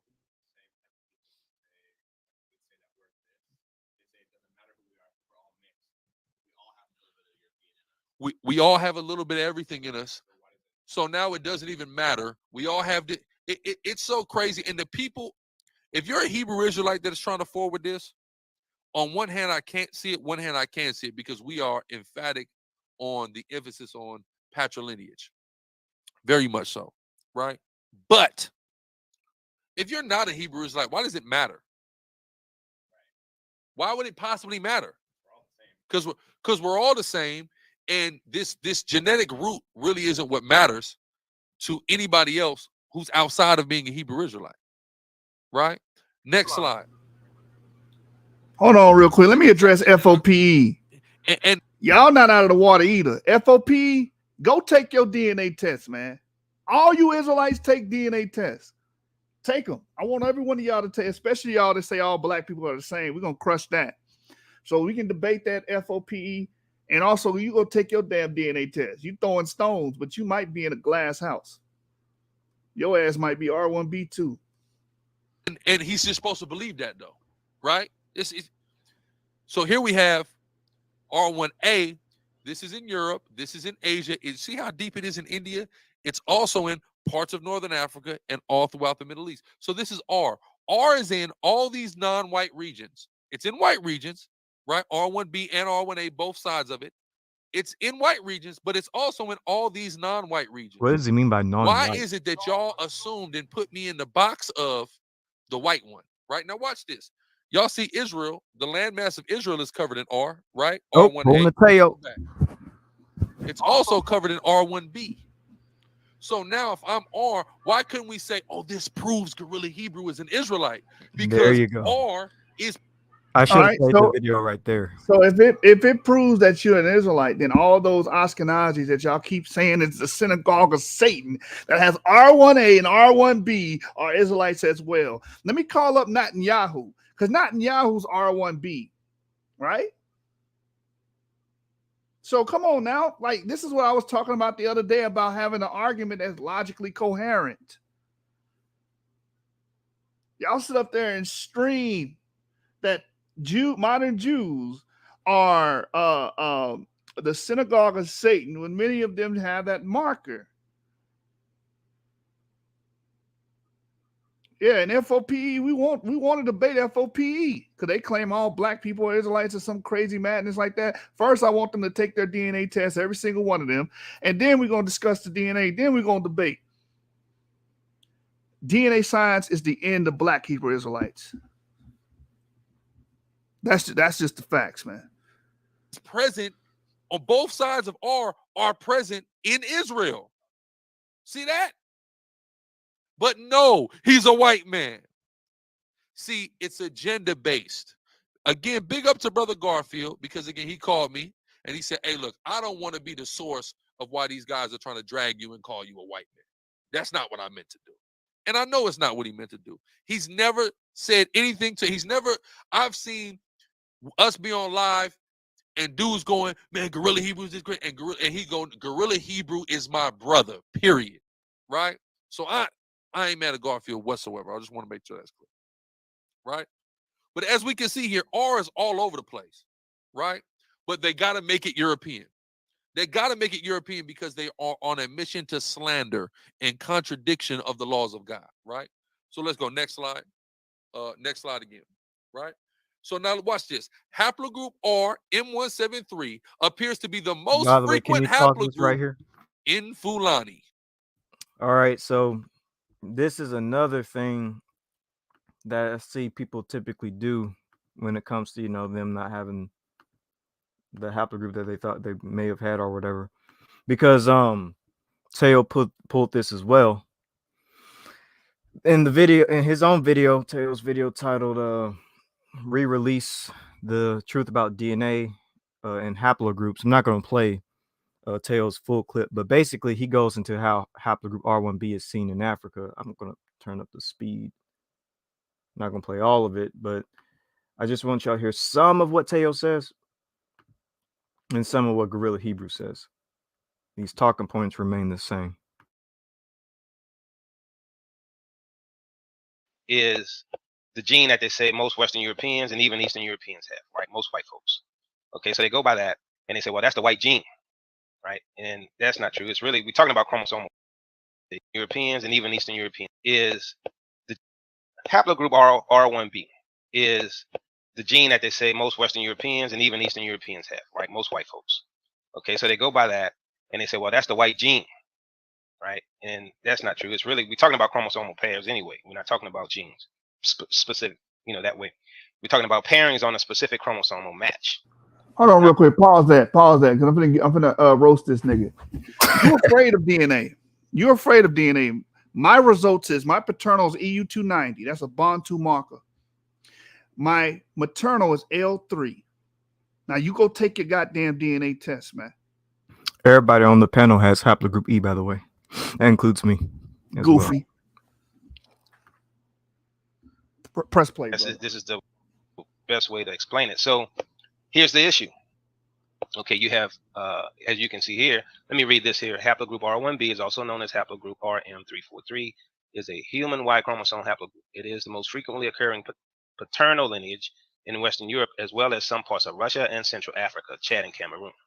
Okay, so you have this haplogroup in Africa, in Cameroon, right, in Chad, and so Cameroon, as you know, if you all do your DNA test, it shows up with Cameroon somewhere in there, no matter the percentage, right? It might be a small percentage, but you're going to have usually if you're a Negro, you're so far from what I've seen, everyone who has had their genes, their DNA, so you find a small percentage there. I'm focusing on this I'm going to show you some interesting things, okay, as we go.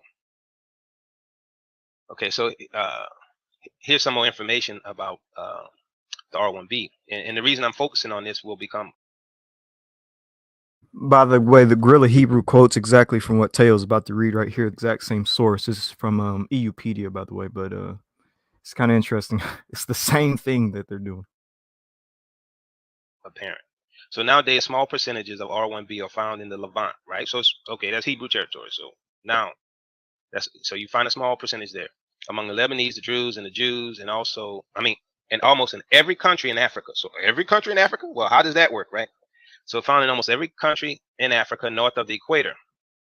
So now, actually, Cameroon and Chad is south of the equator, but they said every country in north, but there's many in the south. Okay, so among the Berbers, and if you look at our research about who the Berbers were, right? So among the Berbers from Egypt, Libya borders, among the Sudanese, the Copts, the Hausa of Sudan, the Fulani, these are Hebrews. Fulani are Hebrew, Hausa are Hebrew, Sudanese. Okay, of the Sahel, 54% in Niger and Cameroon. That's a large percentage. Let's keep on. So you see here, and see that this dark red spot here, right, where I'm circling, right? That is the same area on those European maps where they call people Jews. It's part of Negro land. It's part of Nigeria. It's part of that whole Benin Togo connection. Now, yeah, you have a large occurrence in Europe, okay? But basically what that says is that the descendants of the guy who originally had this R1B migrated over to Europe at some point in the past. So, there's this, depending on who's teaching it, and then depending on the issue of white supremacy, you're going to be told, well, R1B originated in Europe, where, well, that contradicts modern science that says every man originated in Africa. Okay, so let's use some logic here, right? So the origin of that guy, Europe, and that's the map. Okay, so that's all that is. So I hope I'm keeping haplogroup. No, go back there. How do you go explain back this to one? that map. You Go know, back how to do that you map. explain That bust his Hershey, ass. right? Hold on, So go back to that map. in Europe, where, well, that Watch contradicts modern science that Go says to every that man map. originated in Africa. Okay, so the whoever had migrated to Europe is not. So Stop. you can't really say, okay, I'm going to identify my bloodline that way. You can't do it. Pause. So blow that map up. Blow that map up. So if you understand DNA, M89 is the FM89 lineage where all these European, Eurasian lineages come from, like the one Gorilla Hebrew has, like the tail twin, they have haplogroup G. This is showing you the route of haplogroup R. M207 is R. Then you see M173, M343. Where is it going to, Avery? Scrolling straight to Eurasia. Where does it start? Starts in it looks to be the Middle East. You talking about M89 or no? M9, M45 onward. That branch is M45. on. That's in the middle of Central Asia, like Turkmenistan and Kazakhstan. And exactly. So if these guys actually took out the time to learn this material instead of just talking outside their damn neck like FOP is, he ain't gonna go take a DNA test because he afraid it's gonna come back R, I, or G or something because they're racist and they teach against Europeans and white people all the damn time, right? But people that are studied, we can read this. We know what it's saying. So the R marker doesn't have its origin in Africa if you understood what you're looking at. Go ahead, press play. Right, has its origin in Asia. But here, let me see. I'm gonna play a little bit more of this and then I'll return it back to Gorilla Hebrew. But I'm just showing y'all again the parallels that they're making when it comes to, I don't know, trying to disprove haplogroups as best as they can. Failing at it, might I add. So here's a National Geographic map that shows you Eurasian atom. Eurasian atom is not alpha atom. Okay, Eurasian atom is that guy I just talked about who had a mutated gene of R1B, and he migrated to Europe. right? So this guy. I just need to add the fact that Eurasian Adam isn't R. He's CT. Yeah, hypothetical CT. I was just about to say that. Yeah. So, yeah. Eurasian Adam, the father of the R1B doesn't know what they're mutation, talking about. migrated to Europe, and that's the map. Okay, so that's all that is. So I hope I'm keeping it simple, trying to. And by the way, because we know that, it's because Eurasian Adam didn't live. Our haplogroup R wasn't around 70,000 years ago. It's fairly young. Very, very young. But yeah, I'm gonna probably stop right here. But basically, you know, I'm just showing y'all how he kind of tries to say, here, let me play some of this. How he tries to say R is African and all that. The thing is, these descendants who stayed in Africa also have the R1B, but the R1B originated in Africa. Oh yeah, that's another thing. R didn't originate in Africa, but I think we just went over that. Just like every other gene, or most of the genes. So here's the guy from Cameroon, you know, Hebrew Israelite from Cameroon, R1B. Now I'm not. And this is why phenotype is bad, because he just says this dude's an Israelite because he lives in the geographical region of Cameroon. Like, he doesn't know this. He could be an A marker or a B marker. Like, we have no idea who this guy is. He's just a picture off the internet. He may not even be R. He could be E1, B1A. But yeah, you know. Not R1B. I'm G2A4, right? And you know, R1B. Now I'm not R1B. I'm G2A4, right? And you know, if you look at mine, it says, you know, a large, you know, it's found in the Levant at a large percentage.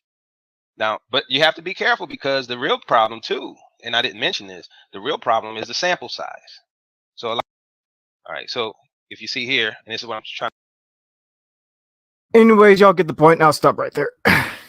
Yeah, everything's an issue and problem with the people that's actually in the field and digging up stuff. They're the problem. But the man on the internet just making claims, they're perfectly fine, because, you know, the Most High is dealing with them, and they're able to prophesy and wave a wand over your body and tell you where you descend from. Oh, this is a Hebrew Israelite. Shut the fuck up. You dudes are goofy, man. Let's get back to this. Oh, before I get back to this, hold on. Let me go straight to this paper real quick. You know, we deal with citations and sources. These other people just deal with Black Hebrew Israelite ideology. So this is a paper called "The Peopling of the Last Green Sahara Revealed by High Cover Sequencing of the Trans-Saharan Patrilineages." It says the genotyping of RVA8 internal markers disclose the phylogenetic relationships of two rare European subclades.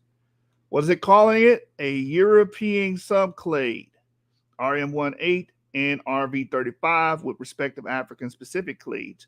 The presence of two nested RV8 basal European clades. Why are they called basal? Again, when you say the word basal, that means the base, the beginning, the first, the most ancestral. We find the oldest RVA8 markers in Europe. It says RVA8 basal European clades can be related to high frequencies of RVA88 internal lineages in the Central Sahel, assuming a movement from Europe toward the Central Sahel across northern Africa. In turn, considering the trans-Saharan distribution in the star-like topology of subclade RV1589.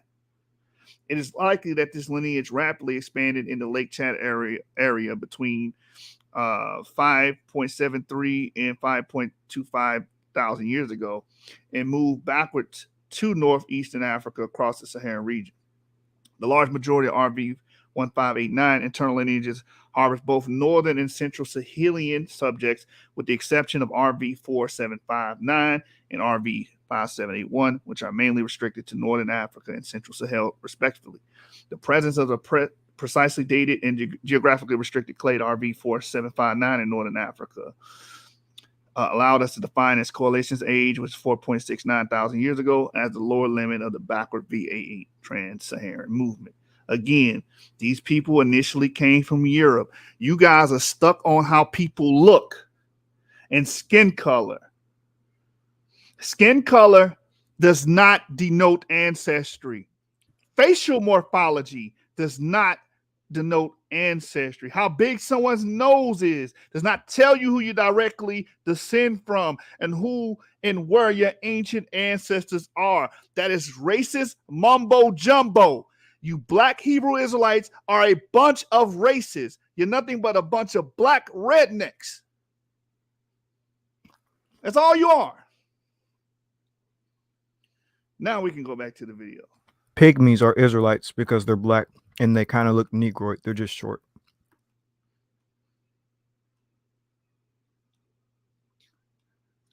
And haplogroup RP25 has the highest frequency in Hausa. Who are the Hausa people? Oh, they're in Nigeria. Interesting. And COPS and is present at lower frequencies in North, East, and Western. What country, Assad? Sudan. Sudan. Wait, and then the oldest part of Sudan. So that's here. This is on the record, but no, he's European. But here, this same DNA that I have, or the same haplogroup that I have, is present amongst Fulani people in Africa, Hausa people in Africa, and Sudanese people in Africa. No, white man. But again, we just examined the DNA. The oldest part of my DNA, Sudan, matches up with that. The white contribution to my DNA is all coming from women. That's been proven. Can you pause really quickly? Just to reiterate, the oldest part of his DNA does not come from Sudan. That was dealing with autosomal DNA. So I just want to reiterate that. The oldest part of the DNA is haplogroup R, which goes back to Eurasian populations. Go ahead. Exactly. The oldest part of your DNA is always going to be your Y and your mitochondrial DNA. Because why they can always go back to the first person who had that mutation. This is not even disputed. This is solid science. All right. This is Fulani, for those of y'all know, this Fulani people, right? Those people have R too, right? They don't exclusively have R, but it's frequent amongst them. The R haplogroup. Are they European? Are those white people? Can you pause that real quick? I'm sorry again. The women don't have R. I just got to reiterate, most Fulani have haplogroup E, by the way, whether it's E1B1A or E1B1B. Most of them are E markers. Just want to point that out. Yeah, those women don't have a Y chromosome. Yo, and then if they have R, just like you have Americans that have R, just like you have Hispanics that have R, that just means that their forefathers most likely came from Europe. Well, see, this is the thing, fam. Either he's our Fulani brother or he's not, Ibri. Because like if he is like the R1, like the R1B, like the V8 makes sense. Otherwise, like he's claiming like he's a Haitian Akan Levite. If he's Fula, I'll give him a pass. But if he's not, then. But like are the Fulanis Levites? Are every African tribe that went to Haiti Levites now, or what? Definitely not. Definitely not. There is no pass. There ain't no pass because he's still R1B. That still goes back to ancient Europe. Well, yeah, that's true. Yeah, there's no pass to be given. Hey, you gotta forgive me, Ibri. That's the Fulani supremacist.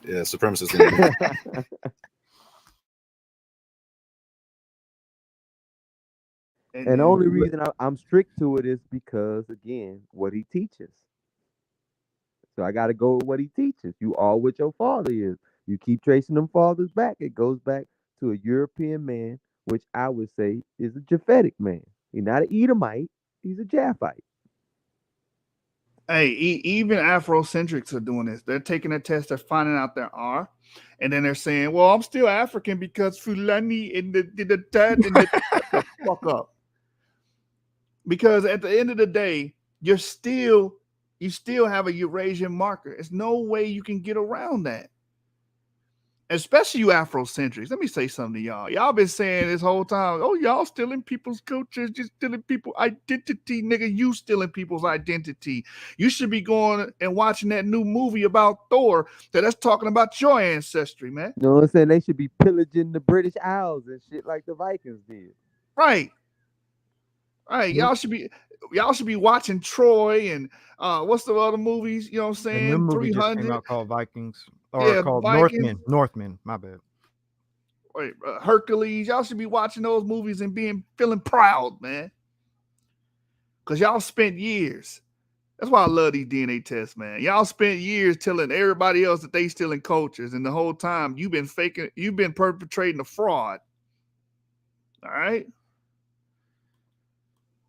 You know, Tell Fulani get them put in slavery. A-markers to give us back our farming, man. You know Yeah. we don't want them going to grocery stores. You know what I'm saying? We don't doing none of that. They need to be out there hunting and gathering. Damn culture vultures.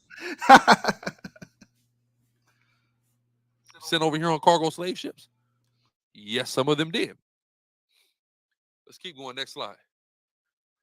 Although many Y chromosomes belonging to haplogroup R1B are quite rare in Africa, being found mainly in Asia and Europe, a group of chromosomes within the paragroup RP25 That's are a found dagger right there. concentrated in the central western part of the African continent, central western, where it can be detected at frequencies as high as 95%. Within So certain there are groups. groups He's of leaving parts African out of that that this paper. haplogroup is as frequent as 95% amongst. 95%. But no, or white. No, that's the hatred in you. That's the envy in you. That's you trying to do anything to stop the reign of the Most High, right? And I'm just Wait. Let me get this clear. The Israelites can migrate down into Africa, but European white men couldn't. I'm not understanding this logic here. Y'all gonna have to start believing some of these oral traditions of these people when they say they come from white men. Y'all gotta start. Like the limba. Yeah, y'all I gotta think that's stop trying kind to of fight. true because they got a Y'all, lot of J markers. y'all try to fight and buck against that because y'all so oh white man, I hate white man. We can't be no. White people did come down into Africa, man. They migrated. And they do have them oral traditions too, that they come from light-skinned men with bright eyes.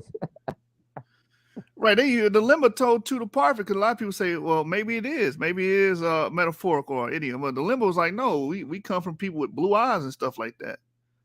And to the parfait was like, only saw one example of that while he was down there. If y'all read his book, I read it on the channel. Right, I read his whole book in its entirety. He even said that. It's So likely true. Shoot, they coming from Yemeni peoples with J. yeah, so that's what I'm saying. Like the reason why it's such a culture shock to these people is because everything has to be blackity black, and I'm black, y'all. I'm black, y'all. Everything got to be black, and y'all trying to gravitate towards that. No, everybody's ancestry is not the same. Even though you may share skin color, it's not the damn same, man. There's diversity here. That's what you're reading. Diversity in Africa. You have people that came from Europe that has an ultimate ancestry in Europe. We see most of their basal ancestry. M269 arose in Europe. VA8 arose in Europe. We just read it. The oldest marker we find is in Serbia, man. The reason it's the most genetically diverse place on the planet because you can find just about everything in Africa. Exactly. You know, 3,000 years ago, Eurasians came down there. That's why you got Eurasian markers like T all the way down to sub-Saharan Africa. You know what I'm saying? We're going to actually educate y'all, man. That's what we're going to do. Camp is just one of the vessels thereof. The same way y'all try to come up with lies and slander about all the camps, y'all try to shit on all the camps, right? And the Most High says not so. And he's increasing the spirit on us, and he's having us to grow, and he's increasing the I forgot my point. The reason why I paused right there, y'all. What does the Most High and the mission of the Most High have to do with your DNA result? And people talking about your DNA result. Oh, this is an attack against the Most High. How? That's what Teo said too. Oh, Yeah, this is an attack.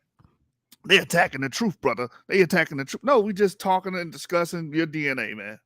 Nothing more, nothing less. Ain't nobody condemning you. No one's saying that you're going to be destroyed. Oh, but I forgot. There's something you guys teach. That's what the camps teach. Well, we don't teach that. We're just saying, That's hey. why it's eating them up inside because they teach that. They got to eat their words right now.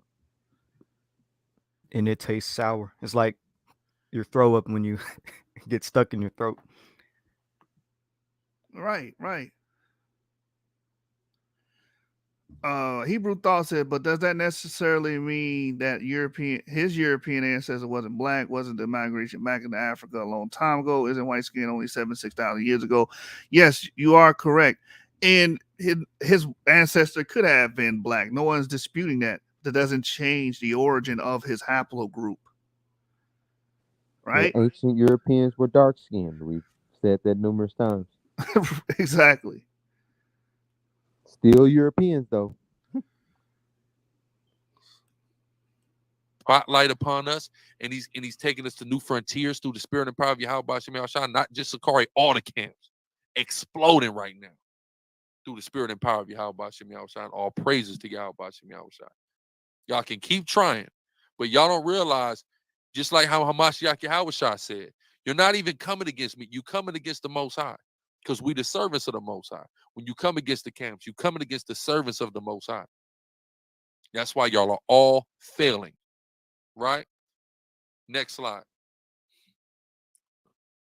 The analysis of the distribution of the RV88 haplogroup, which while we were going through the conversation, Garfield had to make a retraction and acknowledge this V88 thing, right? So I'm showing you different clades of the R and their presence in Africa, right? So we've shown about 4 by now. Nope, The it's only analysis of one the clade in distribution Africa. of It's the not 4. RV88 Just gotta point that haplogroup out. in 8. It's not 4 clades in Africa. It's only one RV88. There's not 4 different clades. That's not true. Yeah, not anciently. So RVAA is one of the ancient ones. So you had other R markers coming in more recent times, like during the Middle Age and stuff like that.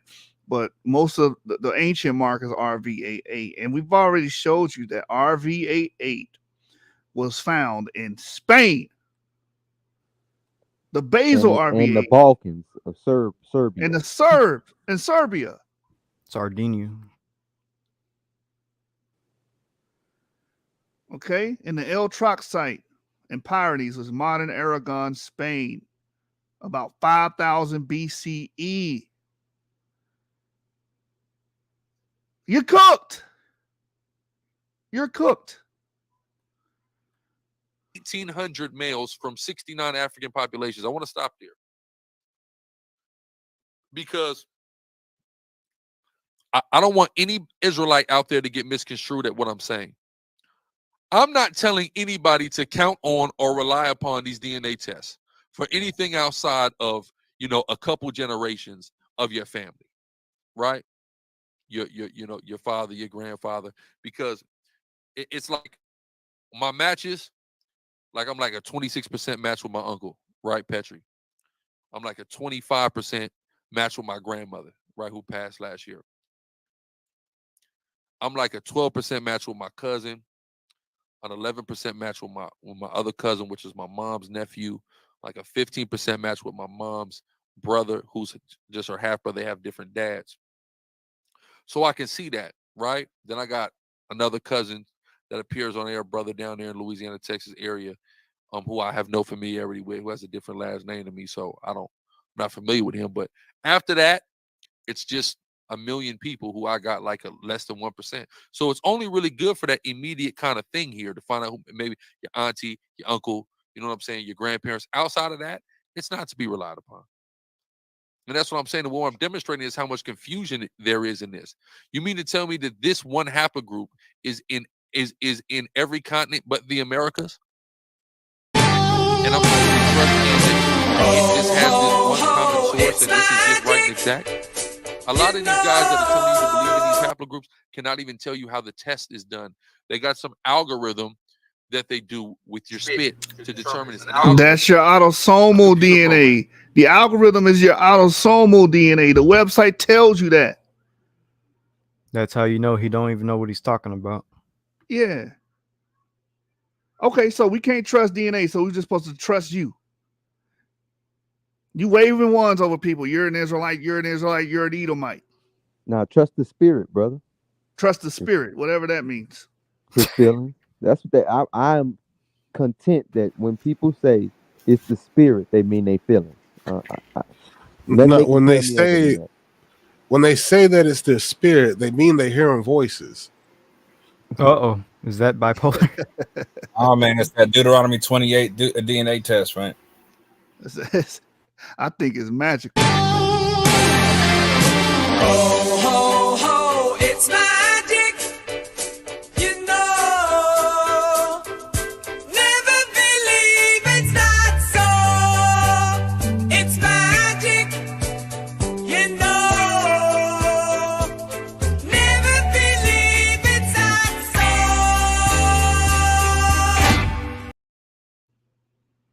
so. It's magical, man. It's abracadabra.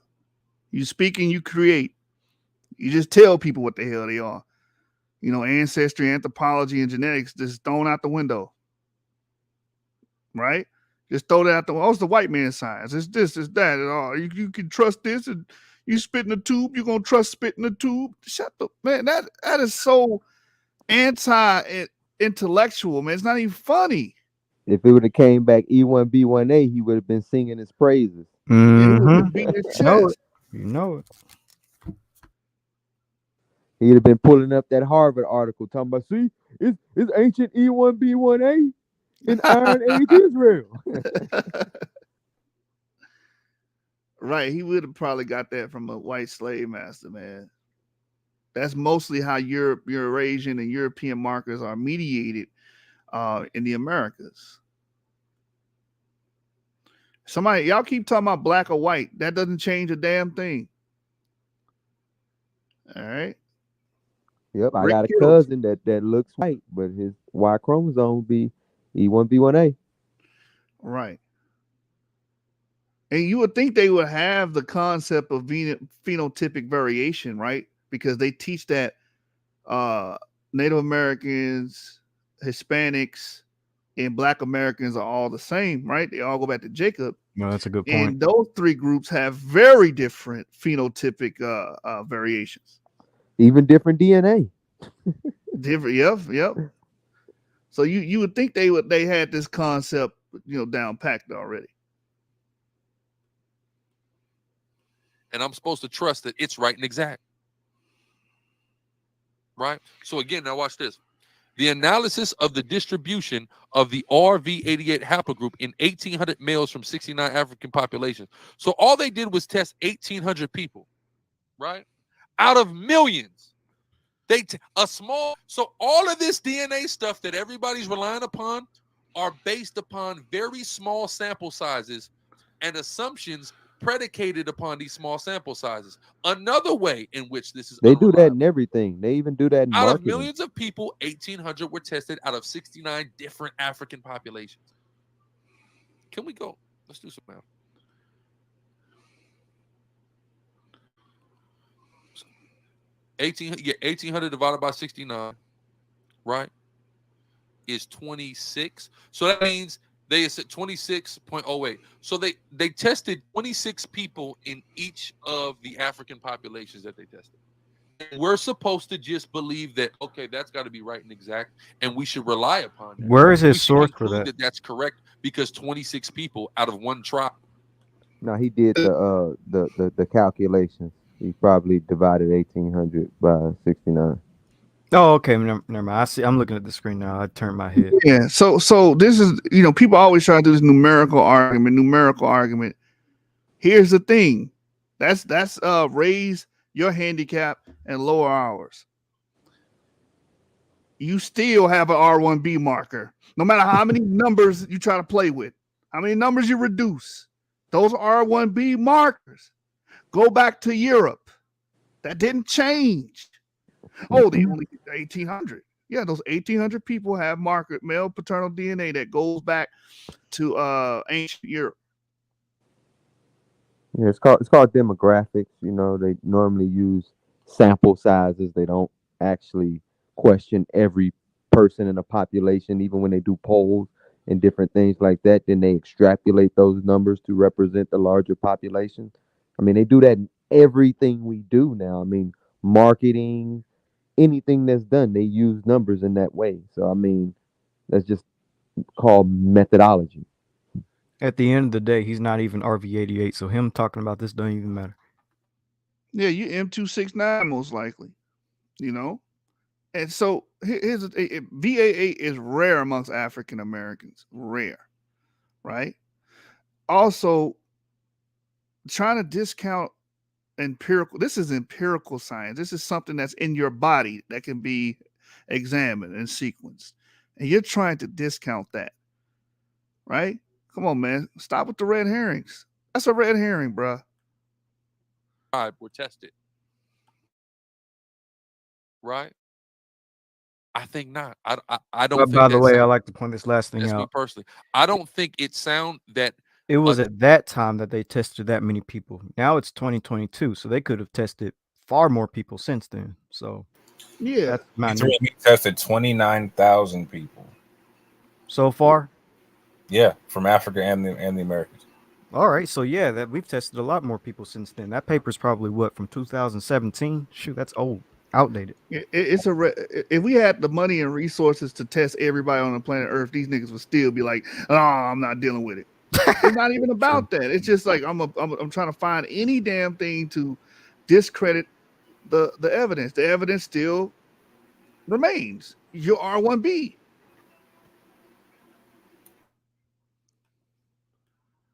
tube of my spit can tell you where I came from 20,000 years ago when these haplogroups began to be developed. Oh, wait a minute. A tube of your spit that contains all your somatic cells and a copy of DNA can't tell you where you came from. But a fat man in New York, what is it, 34th Street? Where GMS preach at?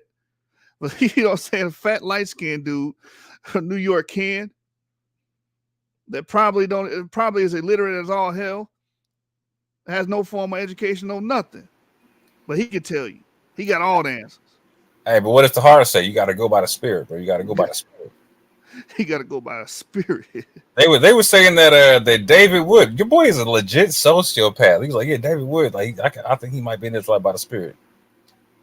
They were literally saying that when they went out there to confront GMS with him, Vocab and Sam Shimon and whatnot. You know what I'm saying? Right. That's crazy. Y'all went by the spirit for all these weird, wacky doctrines, man. The 2000 doctrine. We ain't forgot about the doctrine about, marrying children in the kingdom. Remember that? I was going by the spirit then, man. The lay hold doctrine. The lay hold, raping people. The R word doctrine, right? They was going by the spirit. That shit is bullshit, man, and y'all know it. That's just a phrase that they use, a buzzword they use when they cannot demonstrate their argument. Typical cultic terminology. The whole spirit thing. Exactly. I just don't think that. You can't tell me, you can't pinpoint a direct ancestor 500 years ago, but somehow you can do it 5,000 years ago, 20,000 years ago. It's nonsensical. So again, the analysis of the distribution of the RV88 haplogroup in 1,800 males from 69 African populations revealed a striking genetic congenuity between the Chadic-speaking peoples from the Central Sahel and several other Afro-Asiatic-speaking groups. It's important. Chadic people and Afro-Asiatic. These people are having the R haplogroup, right? Next slide. These are the Chadic people. They have the R haplogroup. Are they white? I can't get over how much Teo this really is. Hebrew's Chadic. No, what they said was he's white, but these people are R too. But of course, no, he's white, right? Next slide. In addition, now mind you, Afro-Asiatic. So the people who have in this R are Afro-Asiatic people. No, Now he watch ain't this. going for my Afro. In addition to the languages spoken today, Afro-Asiatic includes many ancient languages, such as Egyptian, which forms a distinct branch of the family. And within the Semitic family, Akkadian, Hebrew, He needs the Phoenician, languages other Canaanite languages. malleable Wait a minute. conversation. The language we speak, Paleo-Hebrew, is called Phoenician or Canaanite. That's Afro-Asiatic. And you know what's crazy about this statement is the fact that E is the founder of Afro-Asiatic and not R. No, the fact that he's speaking English right now. Right. It's called a language shift. It's a language shift. Many cultures, many people have adopted cultures, adopted languages. Same thing with VA8. VA8 comes from Europe, right? Our markers are primarily outside of Africa, right? So when they come into Africa, they adopt that language from the Tobu and other E markers that originated in Afro-Asiatic. You got some, Avery? Yeah, I'm just going to share my screen really quick and read this source since he's talking about Afro-Asiatic and wants to deal with really our ancestors and people. So this is from the title of this paper is Y Chromosome E Haplogroups, Their Distribution and Implication to the Origin of Afro-Asiatic Languages and Pastoralism. So let's actually deal with the ancestors of Afro-Asiatic peoples. We're going to read just the last sentence in the abstract that kind of summarizes the whole paper.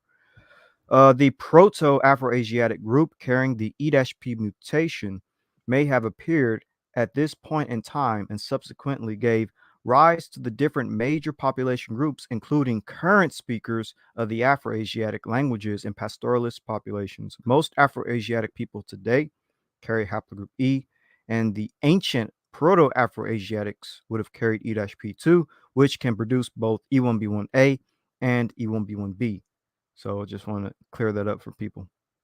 Afro-Asiatics aren't, well, haplogroup R isn't the origin of Afro-Asiatics. They adopted the language family. Well, even a specific branch within the language family. Mostly, they adopted like Chado-Berber language.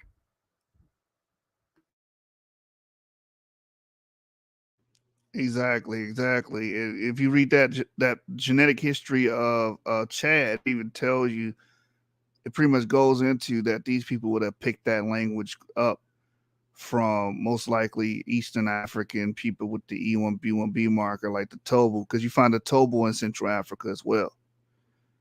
Mm-hmm. Which makes sense because R1B again,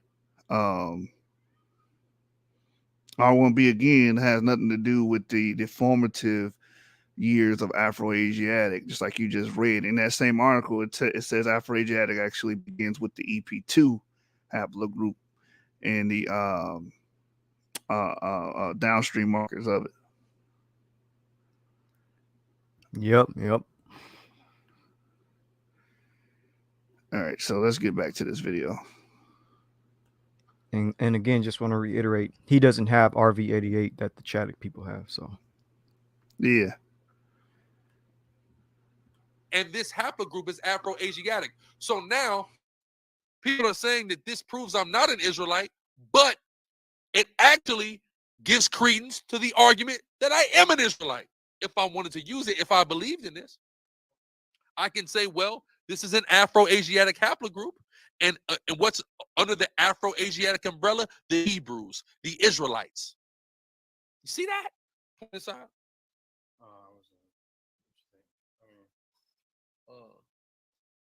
you know, this feels kind of weird. I ain't gonna lie.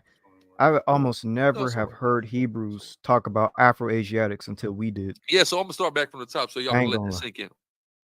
Because again, let's go back. I could be wrong though. I could be wrong.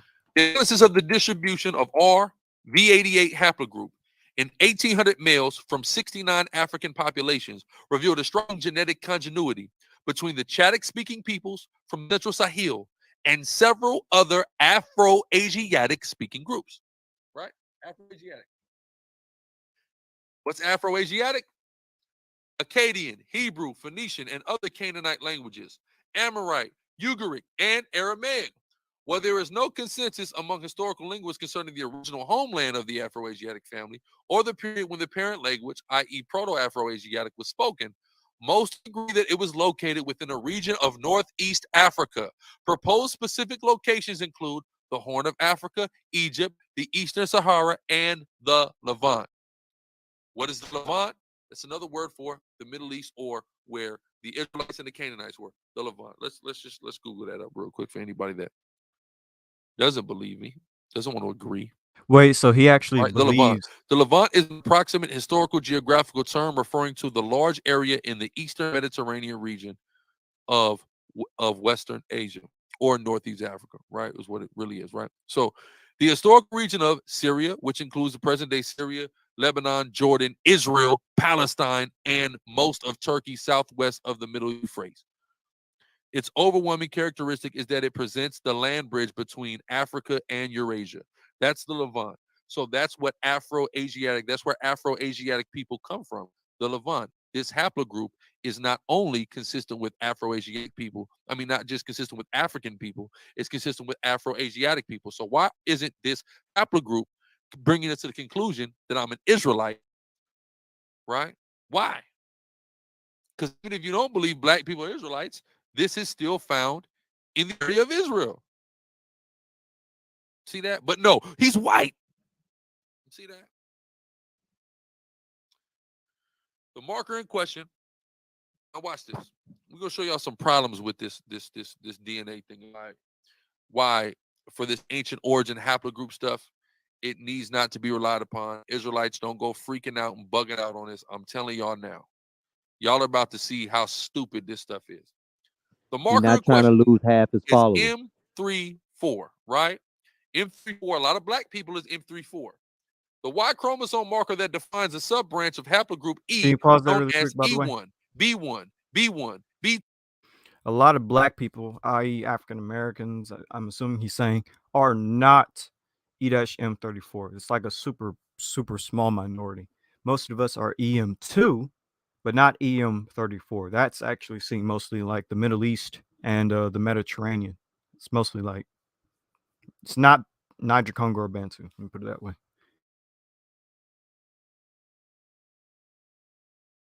E2, A1, or EM34 for short, right? E1, B1B, this one, which is an African, majority African haplogroup. Watch this. A scientific paper has indeed been published purporting to show that Napoleon's Y chromosome belongs to the EM34 lineage. The EM34 is found today in Ethiopia, the Near East, and in Europe, but it dates back several thousand years. So Napoleon has E. Napoleon has an African haplogroup. Napoleon who enslaved my ancestors. So if it was E, like, see, here's the funny thing. If Garfield would have said, what are you, E? And I said, yes. He wouldn't have said, oh, well, that makes you a white man. But wait, this white man, Napoleon, that literally enslaved my ancestors is E. So wouldn't this lend credence to the possibility of me being a rape baby between a French man and a Haitian woman?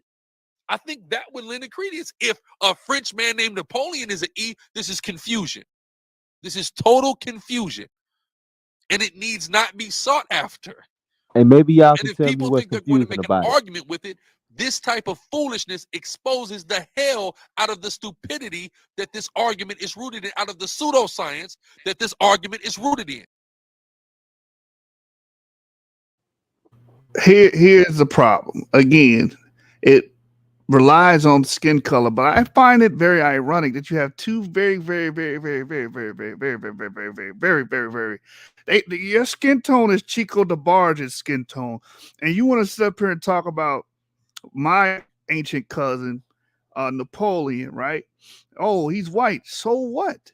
Guess what? The ancient Israelites that y'all love claiming, a lot of them had white admixture or look white, or had white phenotypic and expression.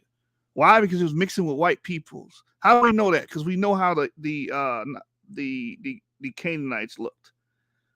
The Canaanites had Caucasian DNA coming from the Caucasus, right?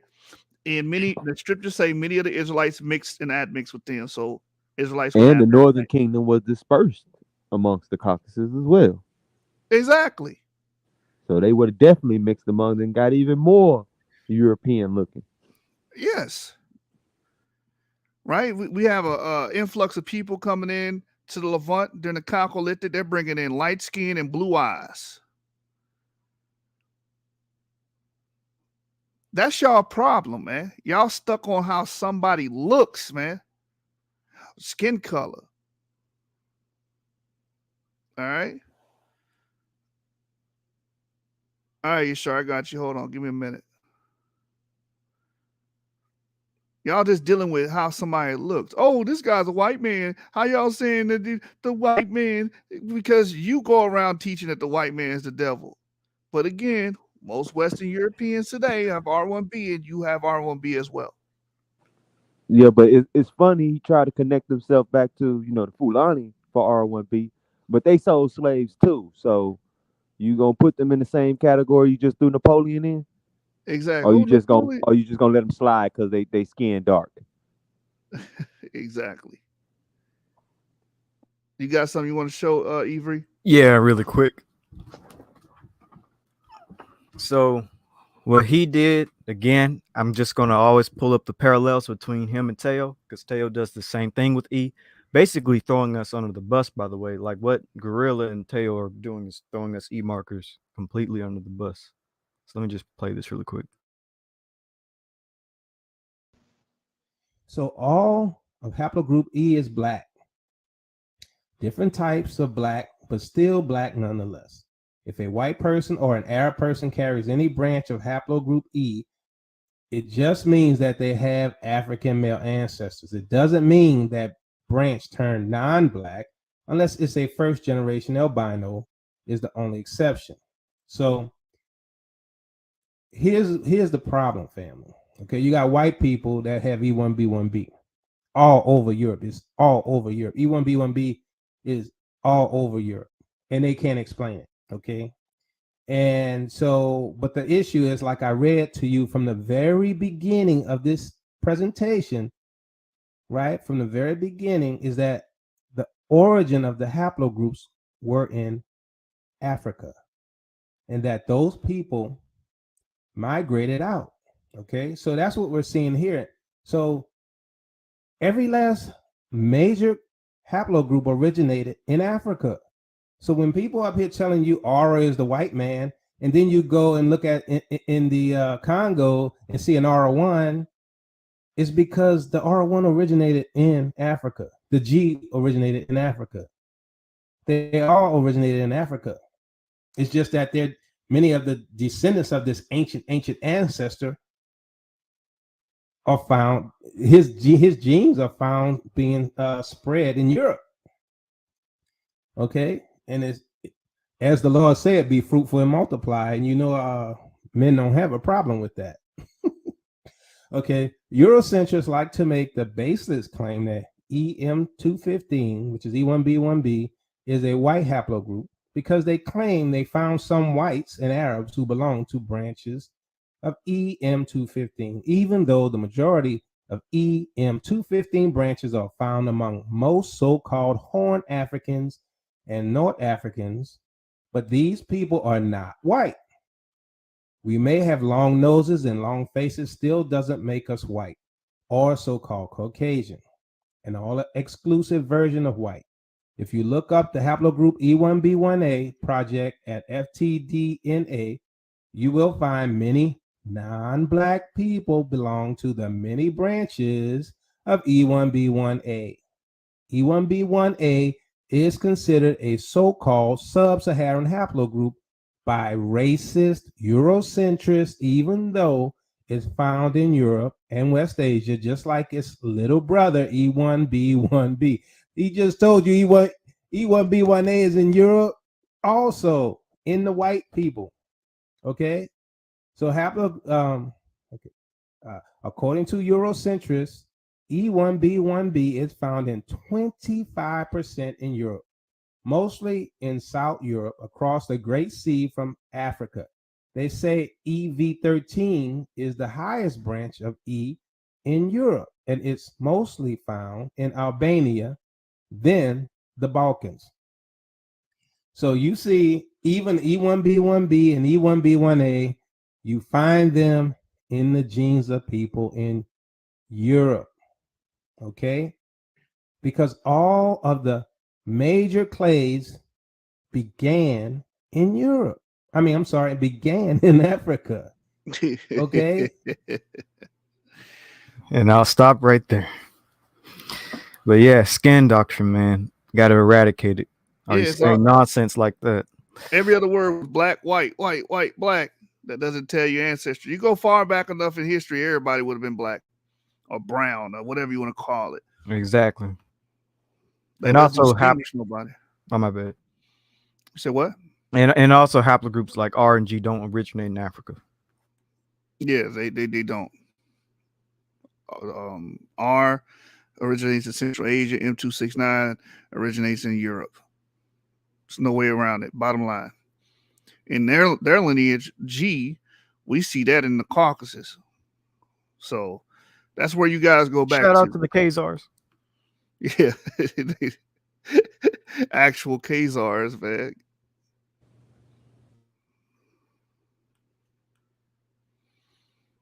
Right. Next slide. Go ahead. Go previous slide aside. Go back.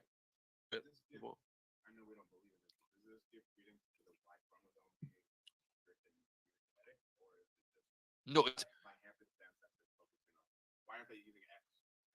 Well, no, you can't get X. You get, it's called mitochondrial DNA. So you can look that up. They got the same reports on both. You see what I'm saying? Exactly. Because what's in question is Y chromosome, not nothing else, right? You can use your M. I think my mitochondrial DNA is L, I think, from my mother, right? I believe it's L. Oh, so in question his mitochondrial DNA is L. And see, this is what I was saying. I was telling people the reverse may be true. See, a lot of you guys don't listen, man. That woman that's from Ireland that has her maternal lineage going back to Ireland is actually an African marker. You understand? I be telling people what y'all expect the DNA to show y'all, it'd be the opposite, right? So he expected his Haitian father to give him an African marker, and that didn't happen, right? Obviously, that's why we had this conversation with R1B. But his white mother, that he said goes back to Ireland, actually has a L marker, showing you again that you cannot just judge someone's ancestry solely on the way they look. I talked about this on Clubhouse, man. It could, his white mother could have L. Allegedly, she got L. Allegedly, he said he thinks it's an L marker. We haven't seen it. How do you think? All right, never mind. Well, there is a way that he could be confused because when you go to track your maternal marker, it can go all the way back to the first L. That's the only scenario. Oh, yeah, that's right. He could be reading. But 23andMe just flat out tells you what your mitochondrial DNA is. So I don't know. Gorilla Hebrew, if you're watching, best thing you need to do is screenshot what the paternal and maternal marker says. And the autosomal. Right, but assuming that you're RM269, that's European, and your mother is L, that just shows and proves that skin color cannot determine ancestry, right? You bringing up Napoleon. Napoleon is related to us because he's EM34. We share paternal lineage with him because he has the haplogroup E, meaning we share segments of DNA that we can only get by sex. Right? That's the only way we can get that. We share the M96 chromosome, the EP2 chromosome. The only way we can get those is by sex. Someone living in the past, having children and passing it down until we get all the way to us.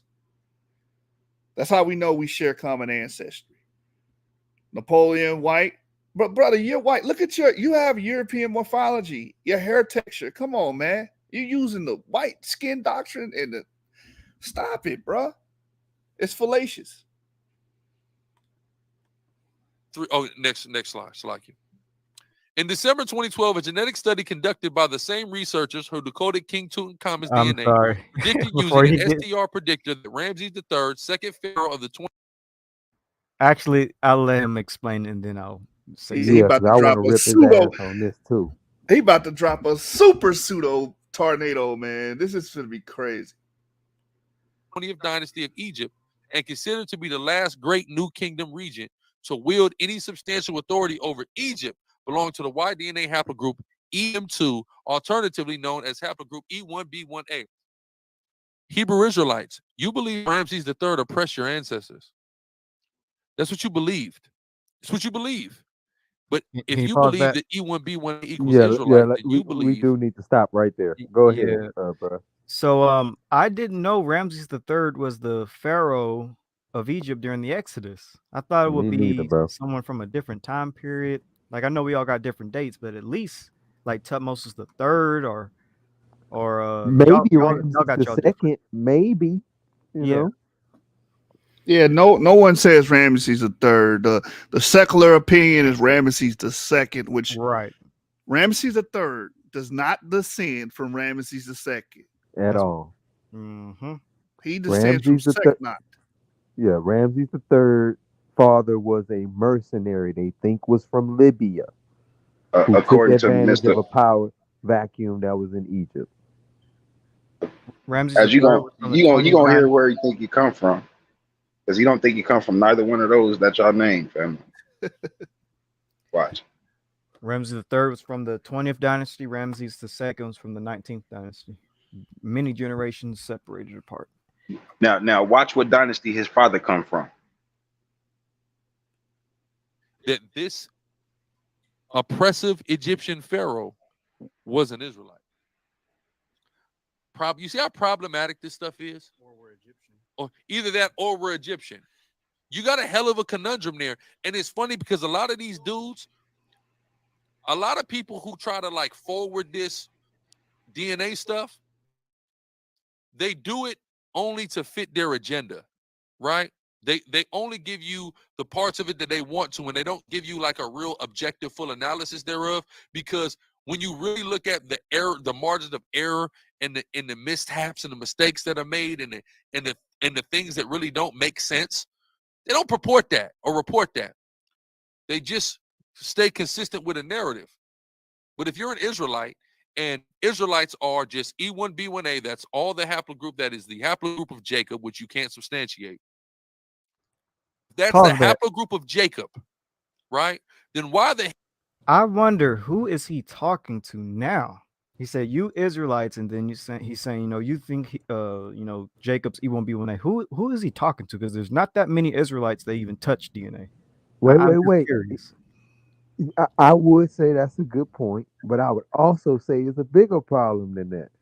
His whole argument is that most African Americans are Israelites, but most African Americans' Y chromosome is E1B1A.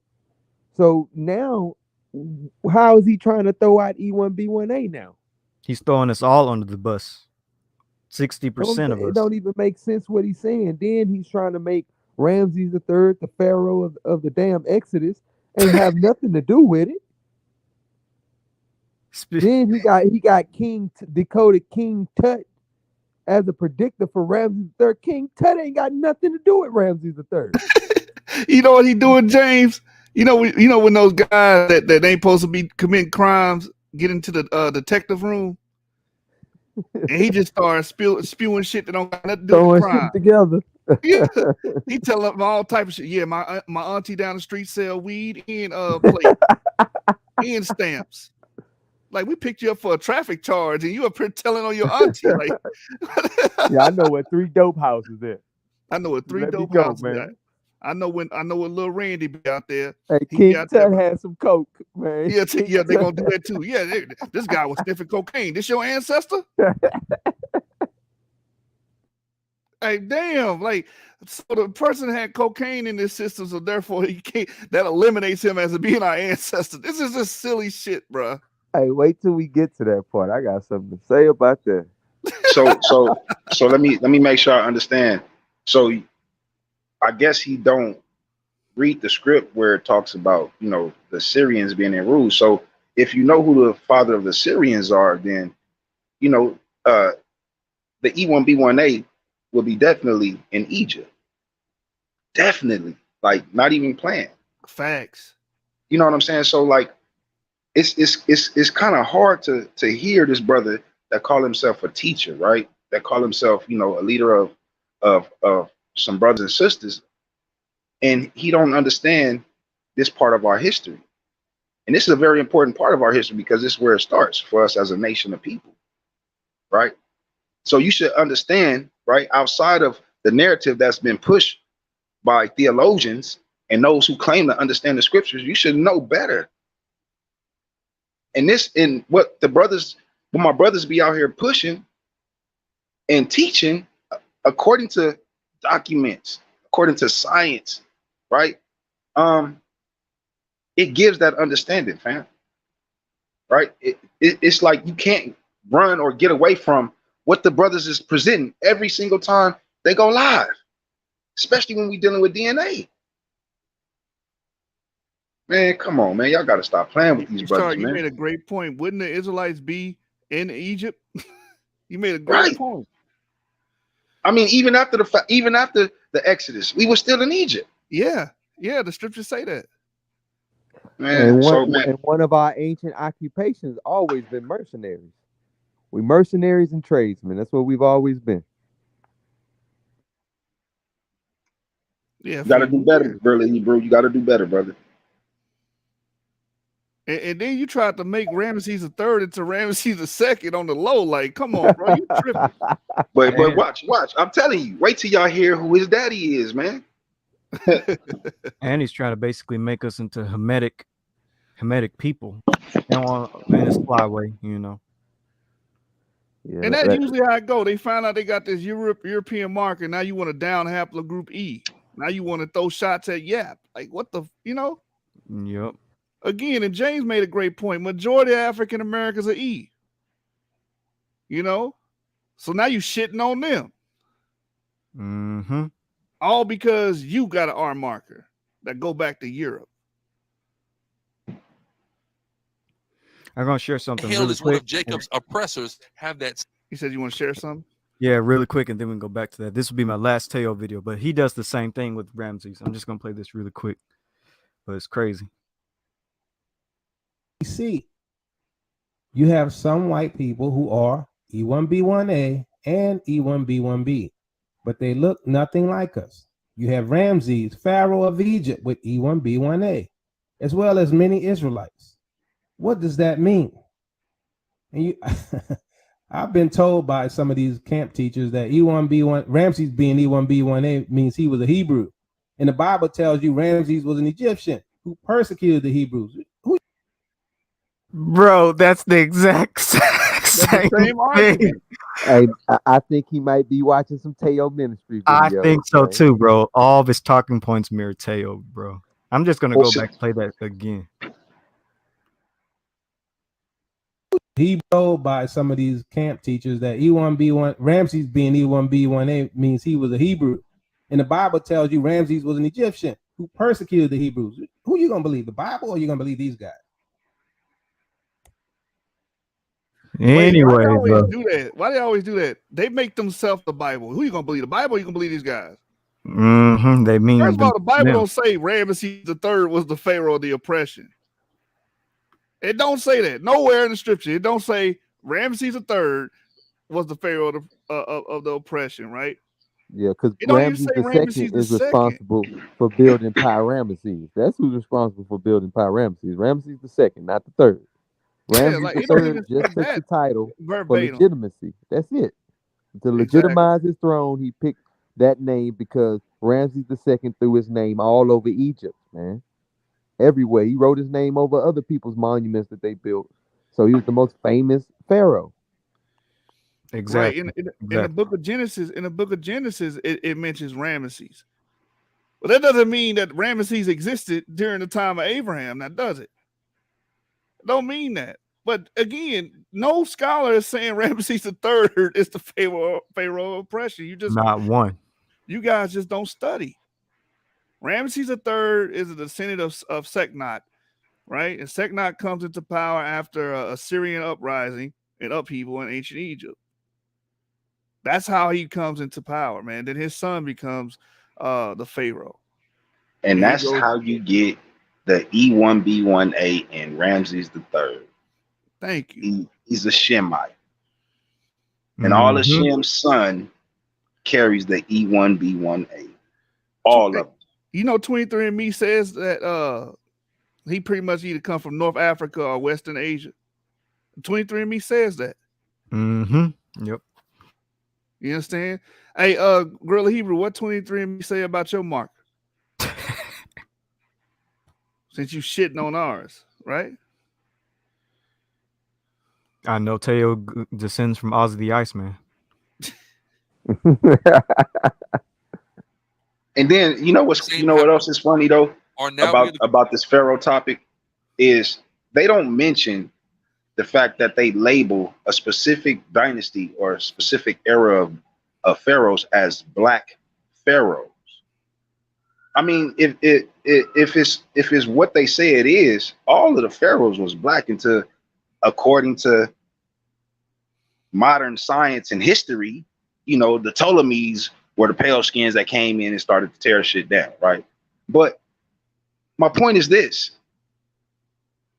When you get to the 25th dynasty is where you start to really hear about the so-called black pharaohs. But they were actually there before the 25th dynasty. But they don't talk about these things. And according to our understanding and the information that we bring out, it's telling the story right then and there, right for us.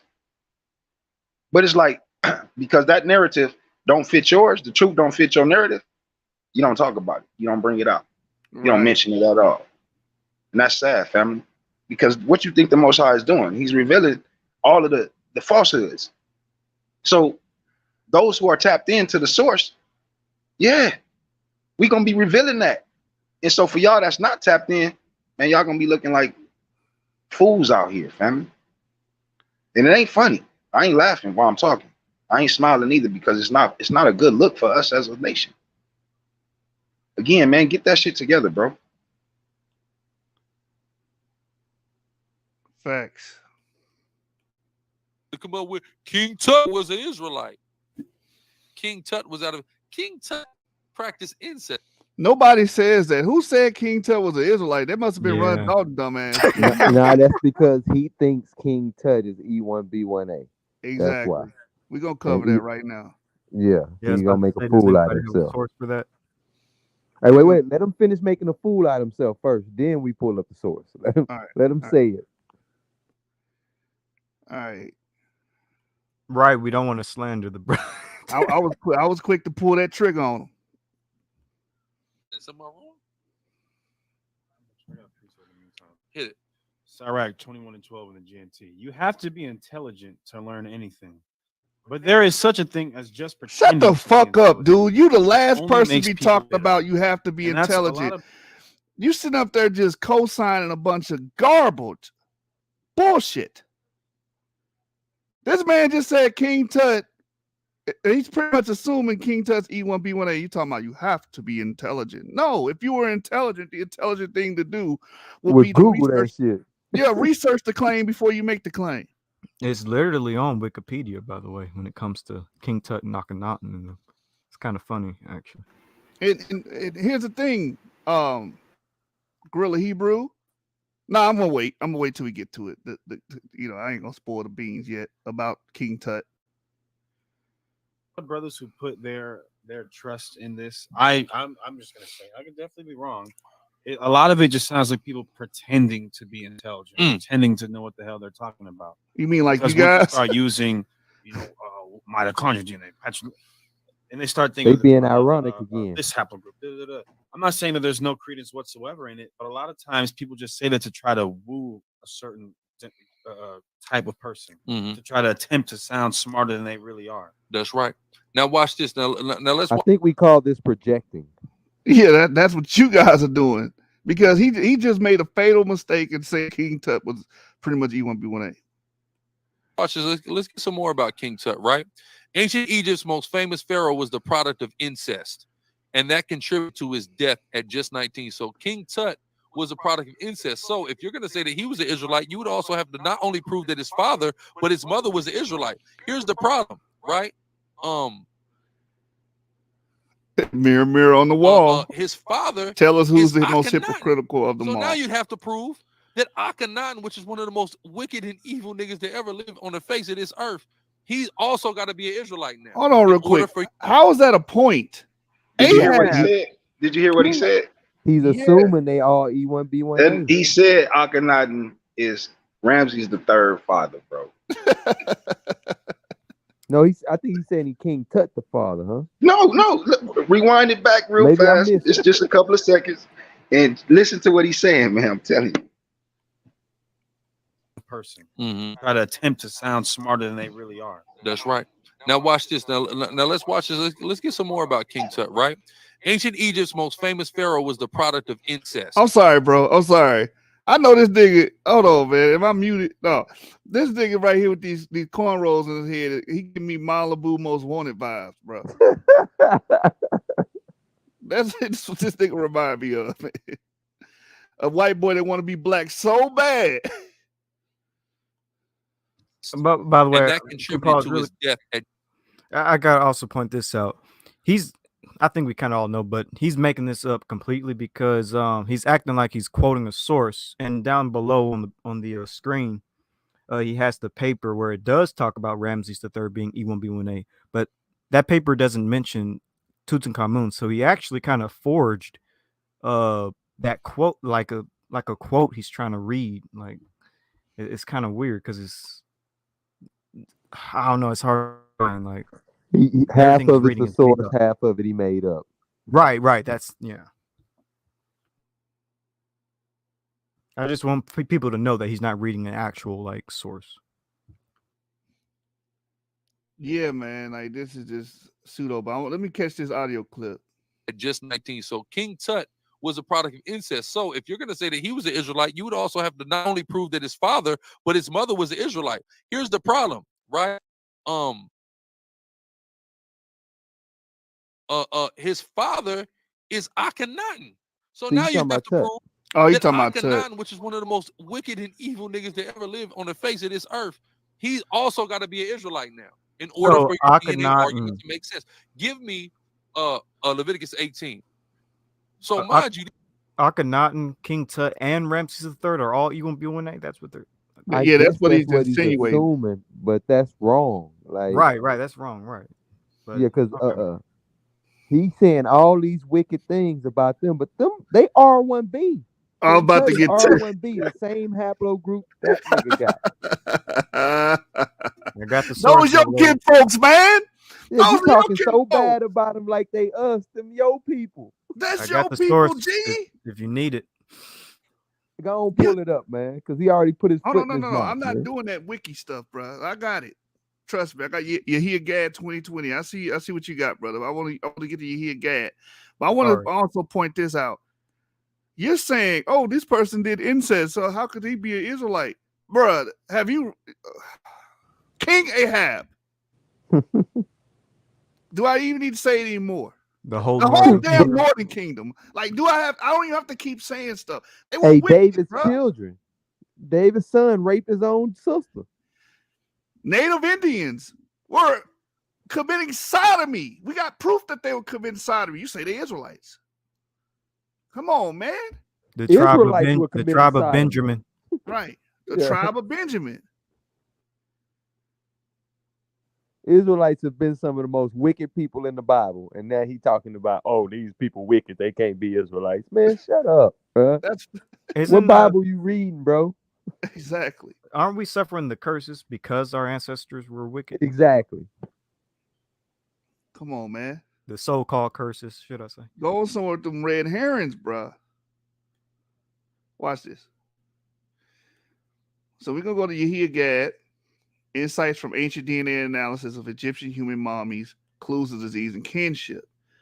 So if you read this article, it gives you the paternal lines of King Tut, Akhenaten, Ahmose the First, pretty much that whole 18th dynasty royal line, right? Let me get to it here. Right here, the paleogenomic-based kinship analysis of ancient Egyptian human remains. The genetic relatedness of individuals from archaeological sites has been utilized to elucidate family relationships. A number of studies on the Egyptian human remains assessed the maternal and paternal lineages using both mtDNA sequences and nuclear DNA markers, including autosomal and Y chromosome short tandem repeats. To the best of our knowledge, no full NGS autosomal study has been published yet in this regard. Only uniparental markers were utilized. An investigative study was carried out on the familiar relationships of a number of late 18th dynasty mummies, 1550 to 1295 BC, including that of Tutankhamun. That's King Tut. The study was based on the analysis of the autosomal and Y chromosome STR markers in addition to mitochondrial hypervariable region 1 sequence. A 4-generation pedigree of Tutankhamun's immediate lineage and the identity of his ancestors were established. The royal male's lineage was the Y chromosome haplogroup R1B. So Gorilla Hebrew. Them evil motherfuckers.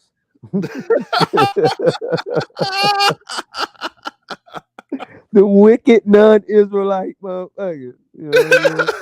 The most wicked on the planet, might I add. Yeah, ever. You know what I'm saying? them incest having motherfuckers. Hey, Gorilla Hebrew, quit putting your foot in your mouth. Just let this DNA stuff go, bro. Let it go. Right. Hey, and what your boy just said, you know, these people are just trying to sound smart. That's you niggas. You understand?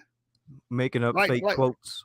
Like Nas says, why shoot the breeze about it when you can be about it? Well, we actually being about it. Right? Again, R1B. That's King Tut's lineage. Akhenaten is R1B. Amenhotep III is R1B. Tutankhamun's R1B. That's your kin folks, man. According to him, he was the oppressor of the Israelites. Oh, damn. Yeah, your ancestors oppressed the Israelites, man. Right? Bro, the irony in everything he's been saying. Yeah, man. A 4th generation. Hey, but like he say, this the Most High is doing. yeah. According to him, the Most High doing this. Yikes. So what is the Most High telling us then with him being wrong point after point after point after point after point? He need to revise that damn doctrine. That's what the Most High telling him. Right. I agree.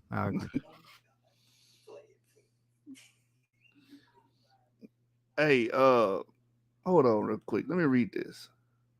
It threw me off. Put this back on the screen.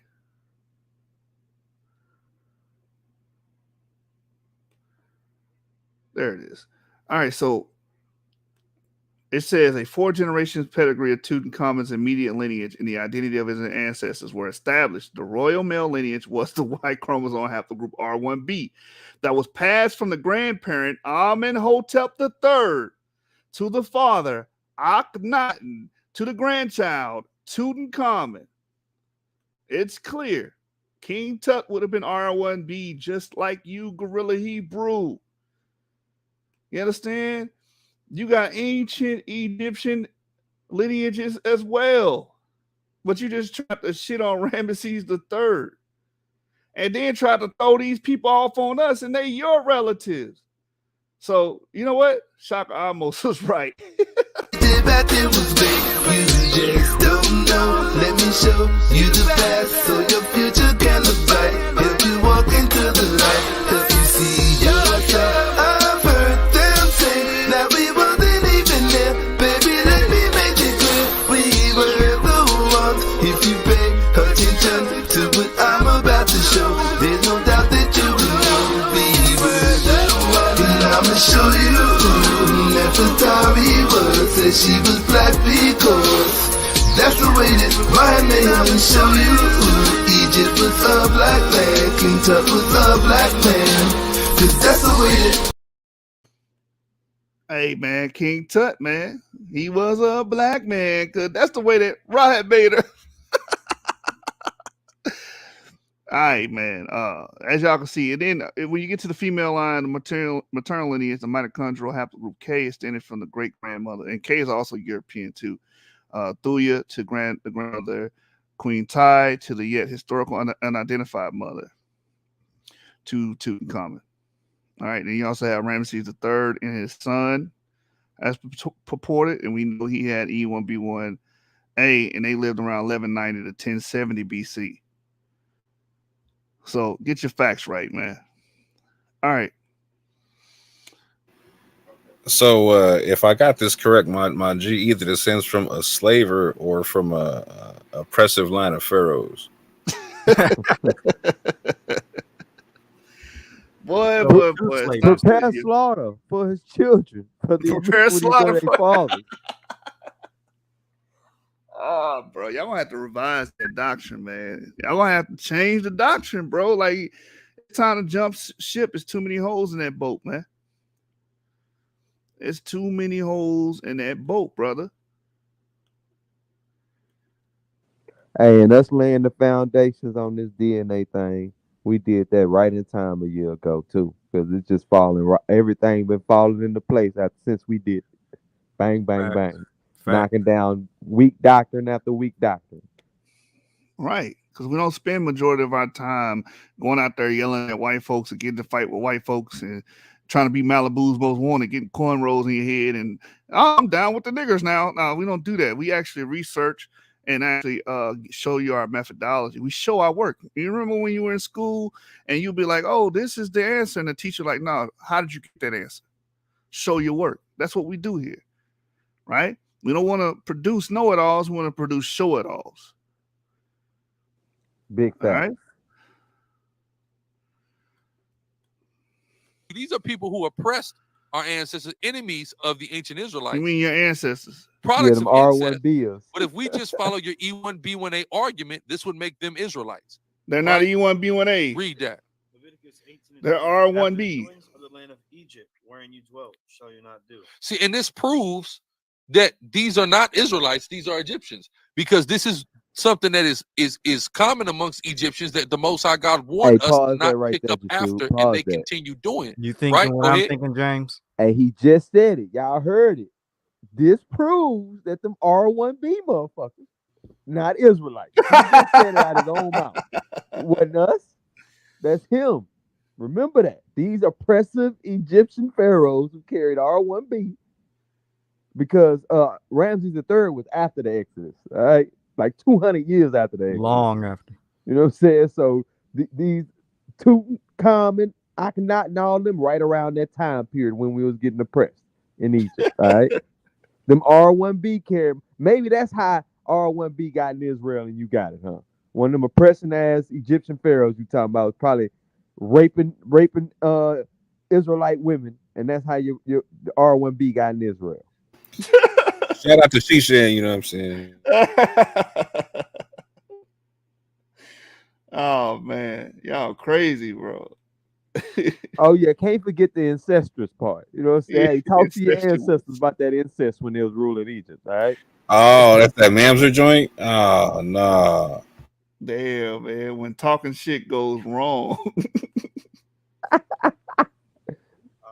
get to skip to it. Verse 6. None of you shall approach to any that is of near kin to him to uncover their nakedness. I am the Lord. See that? Any that is of near kin to him to uncover their nakedness, I am the Lord. And yeah, so he's reigning during the time period while we're in slavery, literally, right? 13 to 1231. So we're in slavery under these people at this time, right?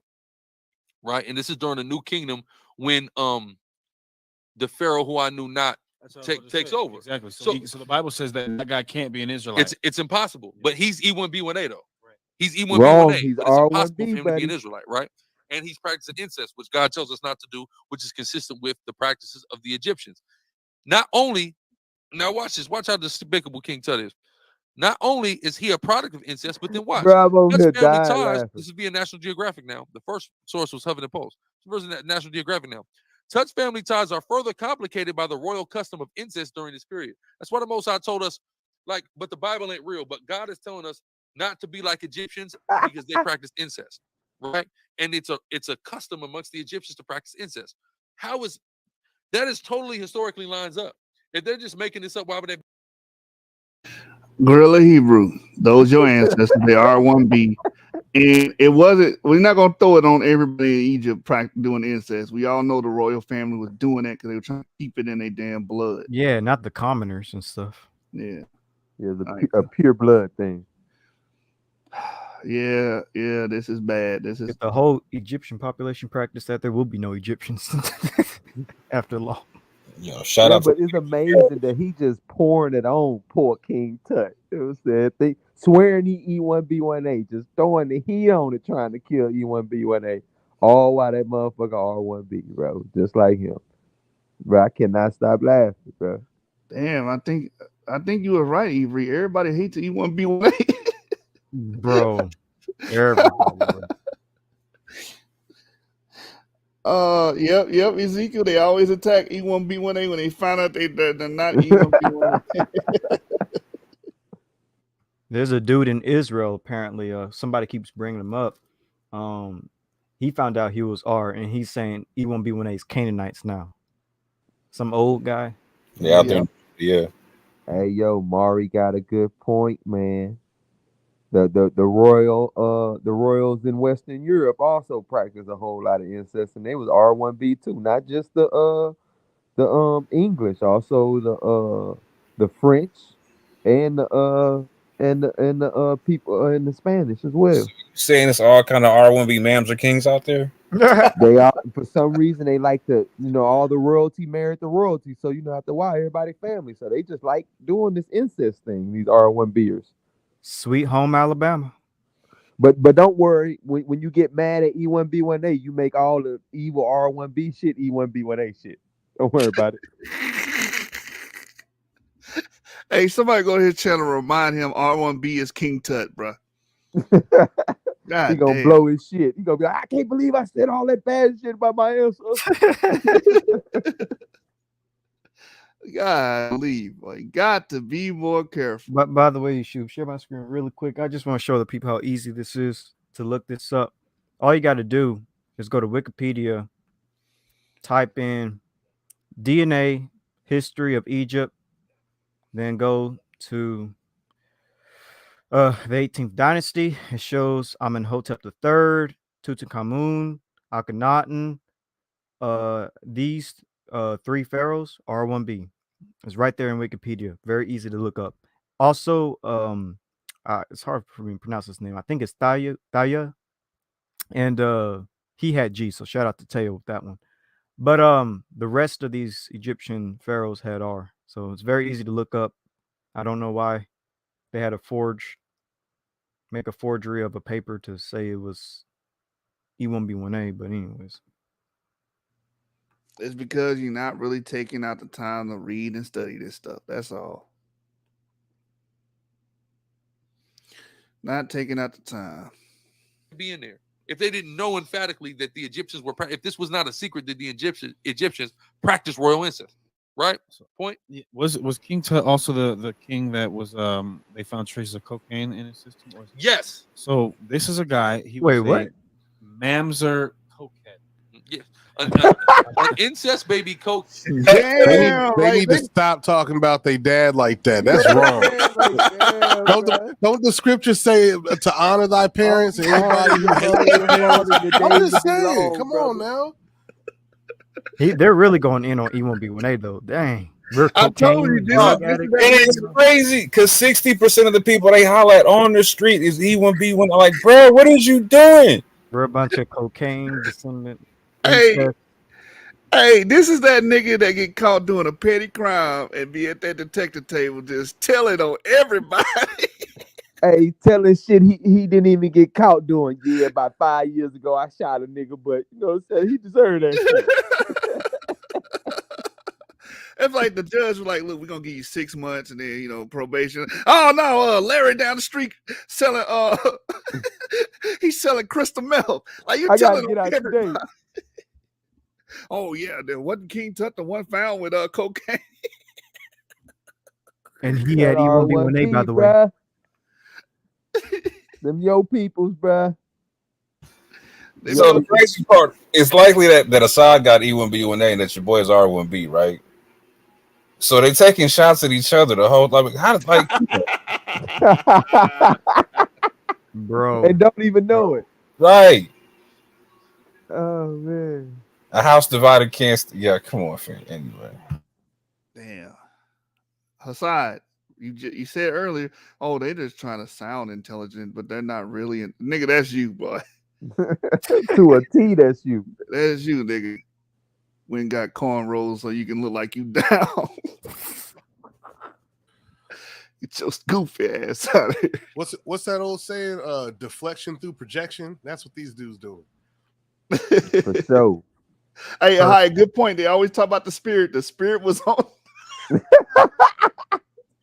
Hey, they had a special spirit on them that time, boy. They was telling some truth about that ancestor shit. They just got the haplogroup wrong. But look, they start shooting at the whole haplogroup, bro. Not just like E1B1. They go at the whole paragroup of E, bro. Oh man. Hey, they gotta stand against it. They not with it. They say they not yap. Fuck yap. You know what I'm saying? They went against the whole Yap joint, like for real, the whole Yap fam. They say they ain't said it yet, but D coming too, nigga. They say they gonna get D finna get this work too. Man, they say them motherfuckers Yap too. They gotta get them.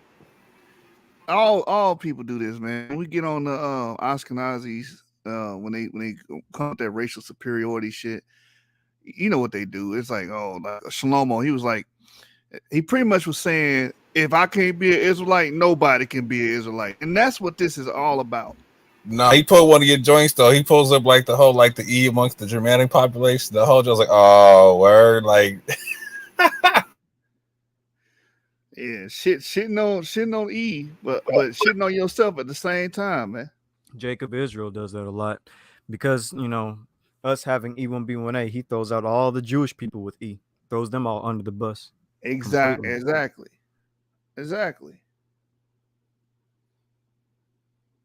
Pushing So I want SICARRI to go to his camp and say, all you niggas that got an E1B1A is bullshit. Hey, he pretty much just said it. Yeah. He just tried to throw all manner of evil, throw his ancestral evil off on us.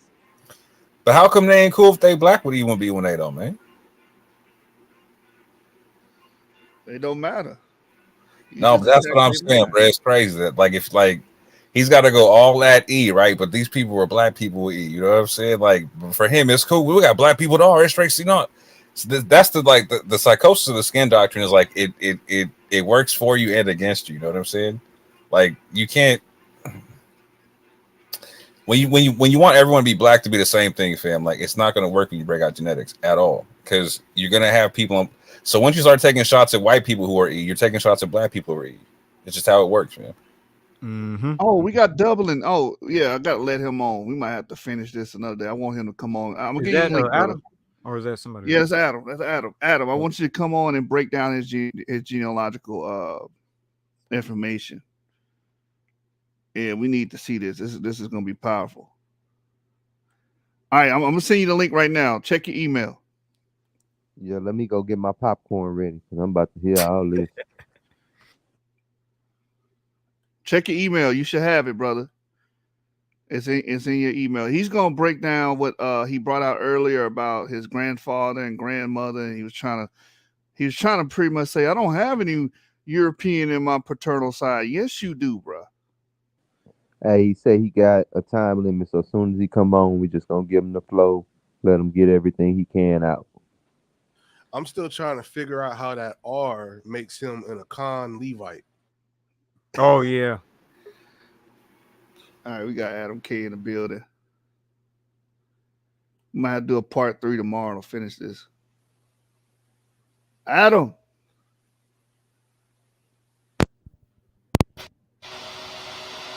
Are you there, brother? Yeah. Hey, guys. Peace. Yeah, so I did some looking around from the information that he provided on Ancestry.com of the family tree. First, his family tree, as well as other users who have the same family tree.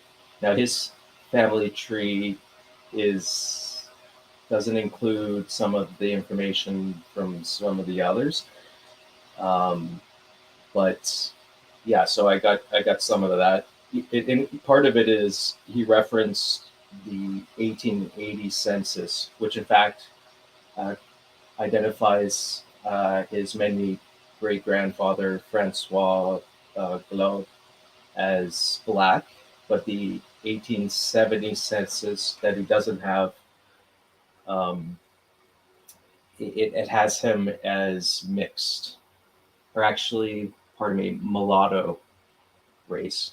Now, the mulatto race designation doesn't necessarily imply that the person in question is a mix of European and African.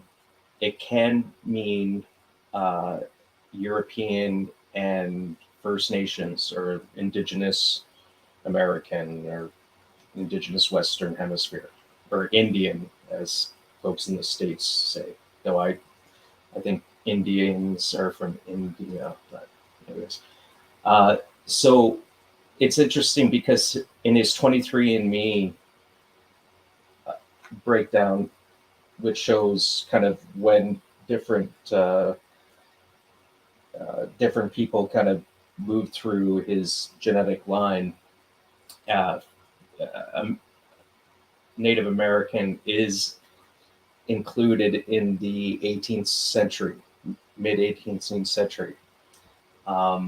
So it was, I was trying to track down the Claude or Claude, because Claude is another name for Claude.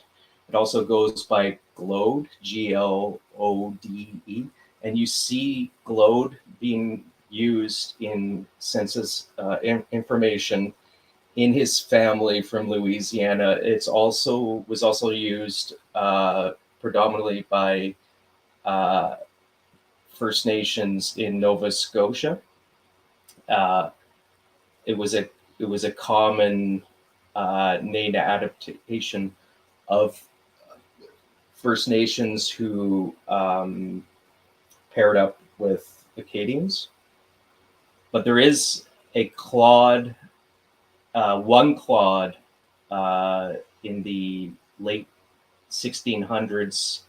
Since there's two late 1600 censuses from Acadia that has a Claude, but there is no record of Claudes in the detention camps of Acadians throughout the eastern seaboard, nor is there reference to Claudes in Haiti, nor is there reference in Claudes to Louisiana. And the one he references, his many great-grandfather, Francois Glode, is the first Glode on record in Louisiana in 1832. But the other trees have his father listed as well, being born in Louisiana in 1785. But there's no documentation backing that up. So I'm not in. Most of the other trees recognize this person, but I don't have any reference evidence. So both Francois Glode and his wife Juliette Glode are referenced as, are designated as mulatto as a race in the 1870 census. So we don't know what subclade of R1B is. If he's R1V88, there's two scenarios where the paternal line from Africa is possible. One is based on DNA analysis of 17th century samples of enslaved Africans in the Caribbean. It's called genome-wide ancestry of 17th century enslaved Africans from the Caribbean. Sorry, I'm getting an echo. Let me just. Hey, Yeshua, share my screen right quick. I got the 1870 census joined up. All right. I have screenshots for all of this too, but there you go. You got it there. Yeah. So he references the 1880 and the 1880 census. Now, if it's on the right side there, he's referenced as black. I haven't looked at the 1900 census. I would imagine he's referenced as black too, but in the 1870, it's mulatto. So anyways, the RVA8 scenario, there's two scenarios based on the genome-wide ancestry of 17th century enslaved Africans from the Caribbean. They find a sample of RV88 from the mid 17th century. So RV88 is there. The second scenario, which I think is the potential, like if we're to go with his his claim or his suggestion that he's RV88, the paternal line would be from the major slave route from east, established by the French in East Africa in the mid to late 18th century, where they pulled people via Mozambique through the South Atlantic up all the way north to the Caribbean and to Louisiana, which is one of the most incredible distances and probably most arduous journey for any of the enslaved people coming across the Atlantic. Yeah, they would typically lose 30% of people coming around just the Cape of Africa. Yeah, I mean, it's huge. I mean, you're probably double, triple the distance, easy. It's a huge distance, incredible journey. And let me just get the data here. There's sorry, my computer's not. Where is that? French. Okay, so the Louisiana slave database has from 1719 to 1820 a total of 102 slaves that came from enslaved people that came from Makwa, which is on the East Coast. 67 males, 35 females. So it's possible that that's a male R1B V88 came through there. And in his 23andMe, there's Southeast African and Sudanese that is also coming from the mid to late 18th century. So it is possible that there would have been a male slave that would have had to have slept with either a white woman or probably a white woman, and then the son of that person would have been Francois' father from 1785. But I think it's more likely, based on the last name being associated with Acadian First Nations, and because the First Nations is also in that 18th century, is that there was a French Acadian man who had First Nations admixture that would have been kicked out of modern day Maritimes Canada by the British. A large of the amount of these people ended up going to modern day Haiti temporarily, and then over to Louisiana, establishing in southwestern Louisiana in the 1780s, probably the mid 1780s, which is also when the longest well, it's not a record, but in other family trees, that's Francois' father was born in a town established by the Acadians in 1785. So that to me would be most likely the paternal line. And then either the person born in 1785 produced a baby who was mixed, or this guy was probably already mixed, but it would have been French and First Nations, hence the Glaude last name. And then the son of Francois Sr., Francois Jr., born 1830, marries Juliette Mouton. And Juliette Mouton is the daughter of the prominent Mouton slave owner, whose brother was governor of, or was it nephew, was governor of Louisiana. Mouton were one of the biggest, if not the biggest, slave owning family in Louisiana, and a super powerful political entity.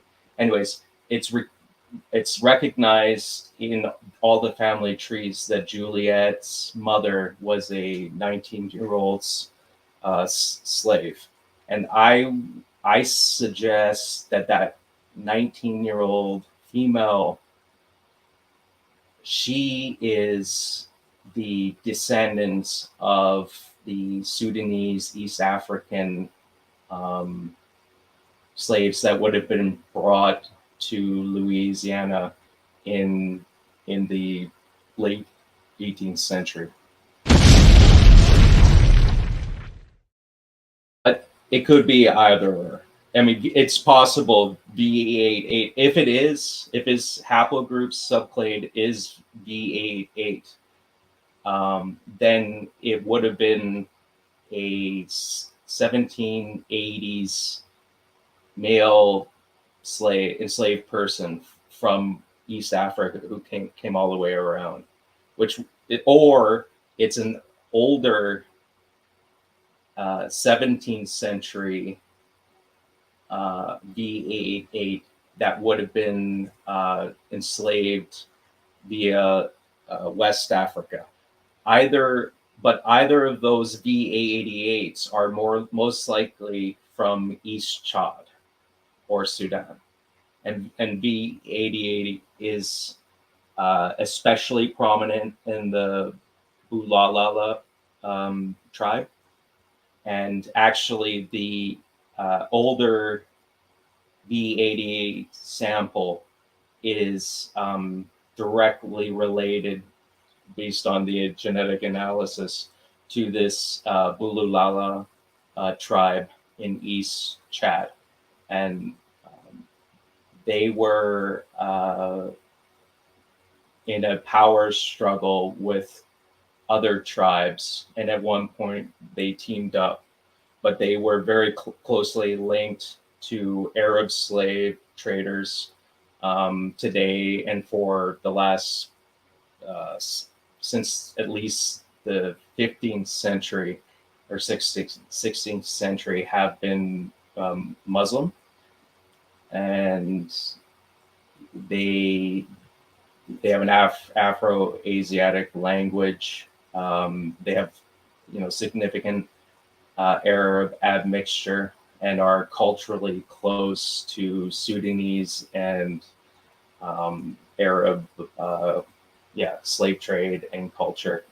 So it is possible V88 via West Africa from French, Spanish, or Portuguese in the 17th century.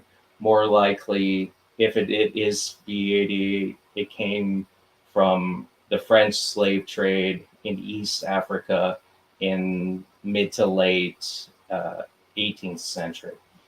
And I think the 18th century makes more sense because the 23andMe adage, like the 18th century Sudanese and East African information, that suggests that those people are overwhelmingly of that ethnic or genetic groups, and its time is mid to late 18th century. If it was the earlier East African, there would have been more likely not admixture with West Africans, so it wouldn't be that strong by the mid to late 18th century. Hey, So mute out anyways, real quick, more. Mute out real quick. yeah, that's kind of it. Yeah, okay, powerful information. So his paternal side is going back to this man that was declared a mulatto, and we know that there was some quote unquote white admixture if you're labeled a mulatto. And you brought up that I guess Juliet was a slave or descendant of a slave or something to that effect. That's right. Her father was a prominent slave owner, and his mother, or sorry, her mother is recognized as a 19-year-old slave.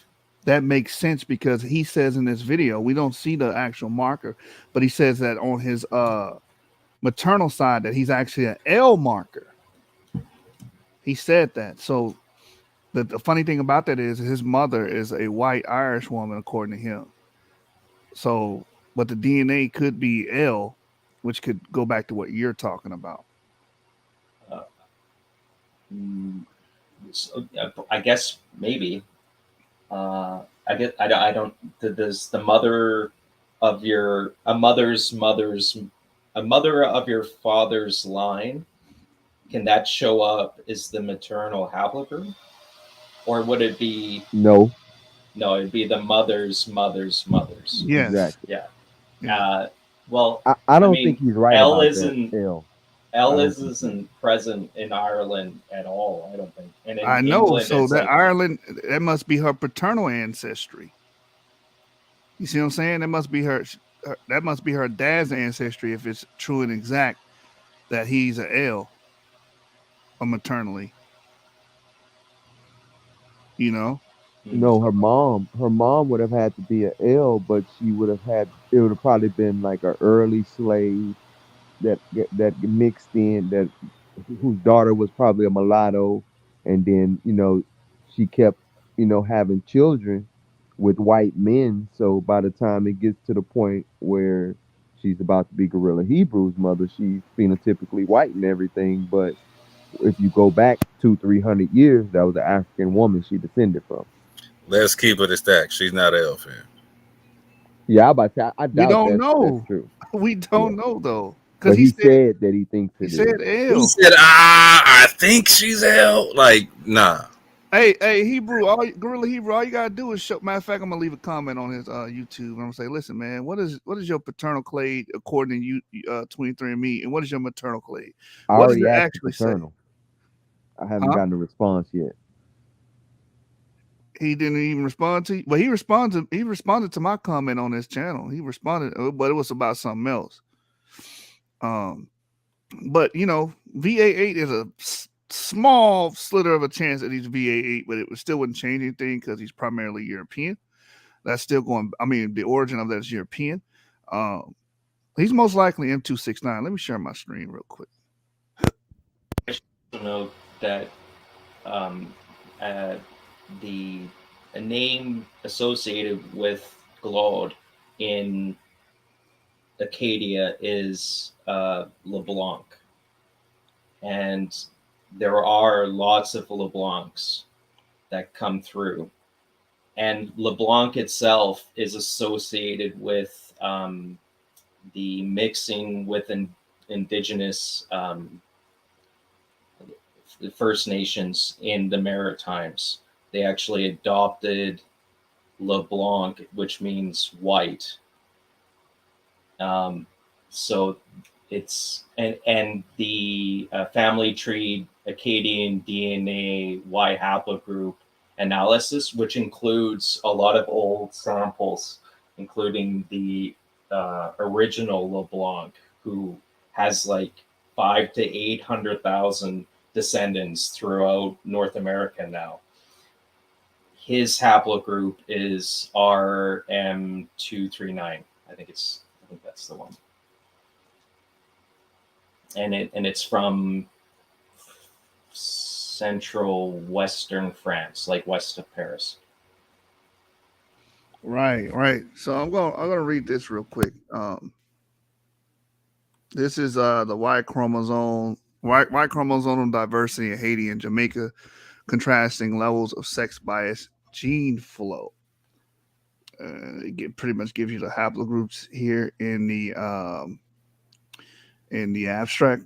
It says our results reveal that both study populations exhibit a predominantly South-Saharan paternal component, with haplogroups A1B, A3, B2, E1A, E1B1A, E2B, M98, and R1B2, VA8. So we do see that. This is a very, very rare lineage. It says comprising 77.2%, 66 to 66.7% of Haitian and Jamaican paternal gene pools, respectively. Yet European derived chromosomes, i.e., haplogroups G2A, P15, the G twins, they have G2A, and they're from Louisiana, so maybe this is where they get this G2A stuff from, right? Right. IM258, and look what we have here: R1B, 1B, M269, and TM184, where were detected at commensurate levels in Haiti, 20.3%, in Jamaica, 18.9%, whereas Y haplogroups indicative of Chinese, OM175, and Indian and LM20 ancestry were restricted to Jamaica. So again, we do see these haplogroups here. You do see V88, but I highly doubt he's V88 because that's a very rare lineage in the Americas. It's most likely M269. If you go to the map on that one, it shows the ratio difference between the M269 and the V88 on Haiti. Oh, hold on. Let me get the. Yeah, and the LeBlanc and a lot of the Acadian R's are haplogroup. It's also on the Globe. There's a Globe family, and there's an article specifically about Francois-Marie Globe, who's the gentleman born in 1830 that he references.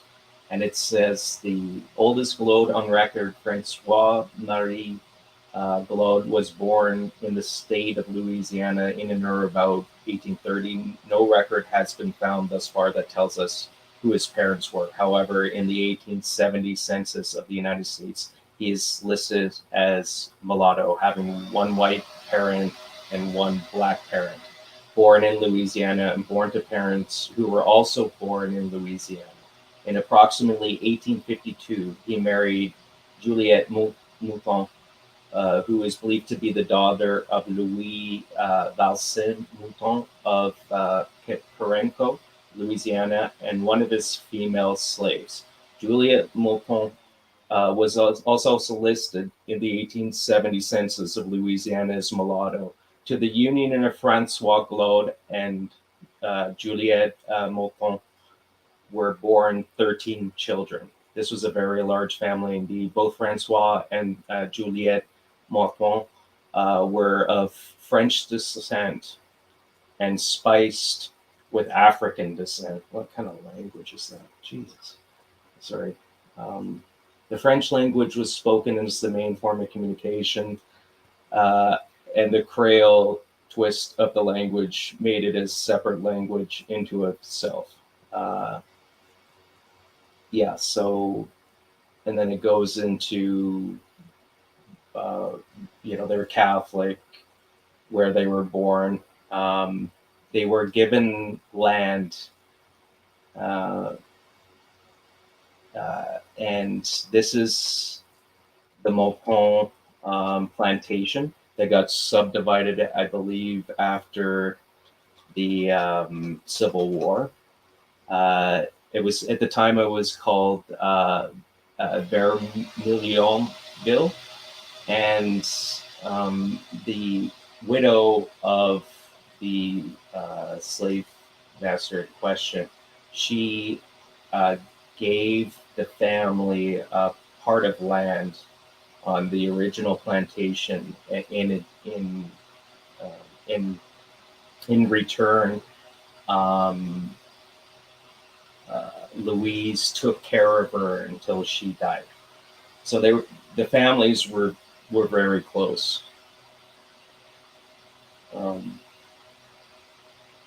Yeah, that's the other information. Somebody asked, do you have a YouTube page? No. No, he doesn't. But he's on Clubhouse a lot. So you said that man right there, is that man related to his genealogy, the one that you said had R1B M269, or do you know? Well, we don't know because his paternal line, the last record is 1830, but it states both on the summary I gave and on other people's family trees that have the same family tree as him, have his father being born in Louisiana in 1785. But I haven't been able to find a way to link from 1785 back. So it's guesswork as Okay, I to got where you. it came from. And so it's either a it's a descendant of a male slave with V88 from 16th century Atlantic slave trade, or late 18th century East African French slave trade, or it's from Acadia, which is, considering where he was born, that the town was founded by the Acadian refugees who got kicked out of Canada, right? And the name Claude was common use in Acadia in the centuries past, and it generally referred to Claude or people who were mixed French and Mikowa First Nation, and mostly it was French male fur traders intermixing with Mikowa women, like sanctioned. It wasn't. It was like they were in trade agreements and lived together. There's an entire people called the Métis, who are like intermixed people. So that my theory would be that he's of our French lineage from Acadia, who mixed with Mikowa First Nations in Acadia, kicked out of Acadia, went via Haiti to Louisiana and settled there. Yeah, that makes sense. Actually, that makes sense. But we got a stand in the chat, man. Hey, Raphael, go to SICARRI and tell him to post the entire DNA, man. Why is he hiding his Y chromosome? We already figured it out, man. We can give a proxy. It's M269, right? I would love to see his mitochondrial DNA, right? The scriptures, since y'all always want to bring up scriptures, y'all so scripture heavy. The scriptures say, be ye not ignorant of anything small or great, right? So let's examine that, man. Let's examine that. Let me show this chart. I have to go to ResearchGate to get this. Show this chart.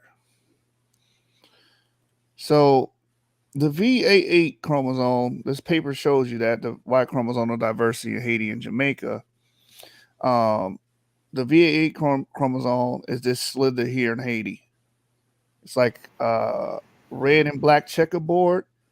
This is that slither of the composition of samples that they found. Small slither here, or a small piece of the pie here, if you will. Then you have this green slice of the pie, and I believe this represents R1B1B1 M269. This is that Western European marker. So it's found in Haiti, and it's found in Haiti at a higher frequency than R1B2VA8. Like it matters. They both R1B and they both ancestrally go back to Europe. Any way you try to slice it, but if you have the R1 or R1B, if you're African American and you have R1B, more likely you're going to fall into the M269 clade, which is known to be associated with Western Europeans, because Western Europeans pretty much copulated with a lot of African women's and introgressed over here into America and with slave populations that had children, right?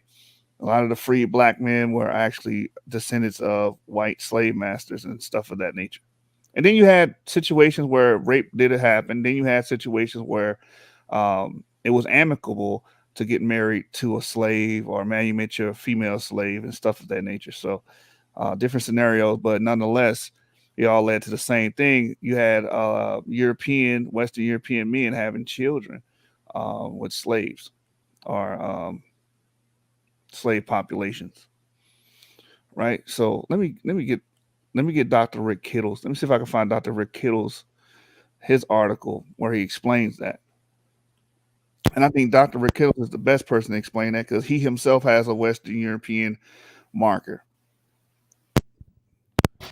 My understanding is the mitochondrial DNA is overwhelmingly of African origin amongst people of African descent who were descendants of enslaved people in the Western Hemisphere, in North America in particular. And it's on the Y side that you see more European admixture, because more often than not, it was a European man, a slave owner or trader, who raped or had sex with a African woman. It's unusual for it to be the other way around, but it did happen as well. So, and so in addition to the minimal Y88 from the 17th century trade, we have an exact amount of 67 men from the East African trade into Louisiana. And note that that was Spanish and French. So this was exclusively in Louisiana. There wouldn't have been an East African trade into the British colonies.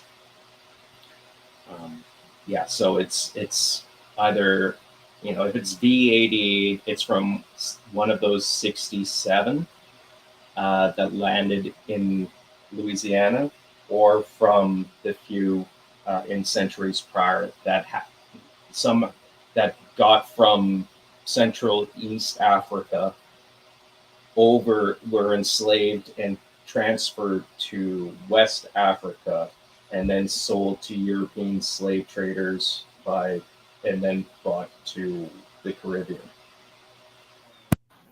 Right. The possibility of him being RV88 on his father's side and then L on his mother's side is slim to none. Yeah.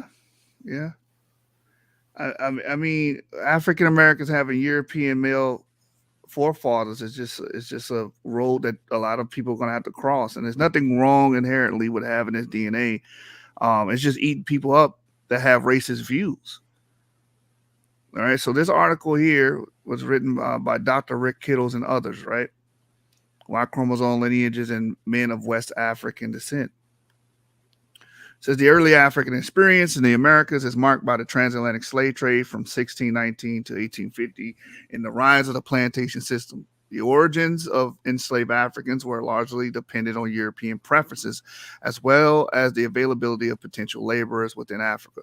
Rice production was a key industry of many colonial South Carolina low country plantations. Accordingly, rice plantation owners with South Carolina often requested enslaved Africans from the so-called grain coast of Western Africa, Senegal to Sierra Leone. Studies on the African origins of the enslaved within other regions of the Americas have been limited. To address the issue of the origins of people of African descent within the Americas and understand more about the genetic heterogeneity present within Africa and the African diaspora, we type Y chromosome specific markers in 1,319 men, consisting of 508 West and Central Africans, 188 Caribbeans, 532 African Americans, and 91 European Americans. Principal component admixture analysis provides support for significant grain coast ancestry among African American men in South Carolina. African American men from DC and the Caribbean showed a closer affinity to populations from the Bight of Biafra. Furthermore, 30 to 40% of paternal lineages in African descent populations in Americas are of European ancestry. So about a third of African American men actually go back to Western European men. It's just a fact, man. It's empirical. You guys going against that, it's just like saying oxygen is not real. It says diverse West African ancestries and sex bias gene flow from European Americans have contributed greatly to the genetic heterogeneity of African populations throughout the Americas and has significant implications for gene mapping efforts for these populations. So I want to go to the discussion when they bring this up again. Let me go down. Is this it here? Right here, individuals of African descent within Americas have varied African origins and did have interactions with non-Africans, namely Europeans and indigenous Americans. European ancestry entered this social-political defined group due to the range of practices, including voluntary concubinage, marriage, and forced relations. European males predominated in this exchange, but sometimes European females were also involved. And if you guys have been paying attention to the episodes we did here recently, I showed the black belt of Alabama's DNA. Well, a lot of people submitted their DNA from that region in Alabama, and a lot of the women also had European haplogroups, right? But it's usually, like you said, European males predominate in that exchange. So you do find a lot of African males that have the same morphology or a similar morphology with quote-unquote Africans, but actually they descend from Europeans. And I'm going to show you guys some certificates from African ancestry where people are finding out that their paternal ancestry is from China and their maternal ancestry is from Native Indians. So you can't always just go off someone's looks. Let me keep reading. It says, these differences have likely resulted in a different population genetic histories. There have been few comprehensive studies that attempt to explore the genealogical origins of African descent population in the United States and the Caribbean. Those studies that do consider origins generally only consider the mitochondrial locus. What's that noise? Oh, we lost that, brother. Okay. Hey, peace, Adam. We appreciate that, brother. It says, for example, examine the maternal genetic ancestries of African Americans. Their conclusions are largely congruent with the historical record that African Americans descend from West and West Central African populations. Within South America, specifically Brazil, the genetic data supports the same conclusion that African Brazilians also have West and West Central African origin, as well as some from Southeastern Africa. In comparison of genetic variation across the genome across continental population, the variation found outside of Africa by and large tends to be a subset of variation observed within the African population. This is generally attributed to African origin species, serial founder effect. So anyway, I wanted to bring that out about the European contribution that is found at 30 to 40% of male lineages. So 30 to 40% of African Americans paternally go back to Western Europeans, aka the people that y'all call white, people that y'all deem the devil. Some of you guys come from them, and you just got to revise your doctrine. That's all, man. Anybody want to give any comments or anything before we get out of here? It's getting late. Any commentary, anything y'all want to add before we get out of here? Avery? James Moore. Yeah, I'll say this. Like, so the you are who your father is doctrine got to change, and B, the 12 tribes chart doctrine got to change. All out, like, just off of this alone, right? So first and foremost, like, if you're claiming that you have like descent from the Akan, then you got to include Africa in your tribes chart, which you don't. So that's already It's a you already shot yourself in the face with that one, right? But with this here, fam, I don't know how. So you're on the street corners preaching the fact that our ancestors got raped and pillaged and all that type of stuff, but you don't want to deal with the actual genetic facts of the thing. Like these are the facts of when your people get raped by Europeans. This is what happens. This is what happens to you are who your father is. So again, you threw 60% of the people you talk to under the bus for the fact that you're a different haplogroup than them. And then want to go to this whole like, but we do everything by the spirit joint. So what was the need to throw everybody under the bus, fam? Facts. Facts. Yeah, like, man. No, go. You got it. Now, I was just gonna say, man, it's just congruent with history, right? And you want to bring up, oh, the white man raped us. Okay, what was the product of that rape? All right, you bearing witness to what's going on. And like at the end of the day, I'm gonna keep saying this. We're gonna cover the rest of the video tomorrow. It doesn't matter about your haplogroup being European. No one's saying that you're inherently evil. We're just saying it's ironic that you have this European DNA and you're killing your whole doctrine is to, destroy these people, and you come from those people. You come from these people. You come from that stock. You descend from those people, and the evidence is pointing to that direction. And I implore you to actually show your DNA. R1B M269 is what I'm predicting it to be. All the evidence is pointing to that. And if your mother is ill, I think that's very eye-opening. It should be eye-opening to everyone in your camp and your organization, showing you that you can't just base things off of these social constructs. Because if she's a white Irish lady, she has ill, that's very eye-opening. Right? I mean, yeah, he did when he downed King Tut or whatnot, man, and said that it was incestuous. They're R1B. They share a common ancestry with you, not us. And maternally they got K, and K goes back to Europe. So just got to be more careful, man. And I got a message for you guys, because this could have been avoided easily. Y'all took out your time and studied, instead of spending the majority of your time on the streets fighting white people and cussing them out and condemning them by virtue of their skin color. Sit down, drink some water, and read a goddamn book. Read a book, read a book, read a motherfucking book. Read a book, read a book, read a motherfucking book.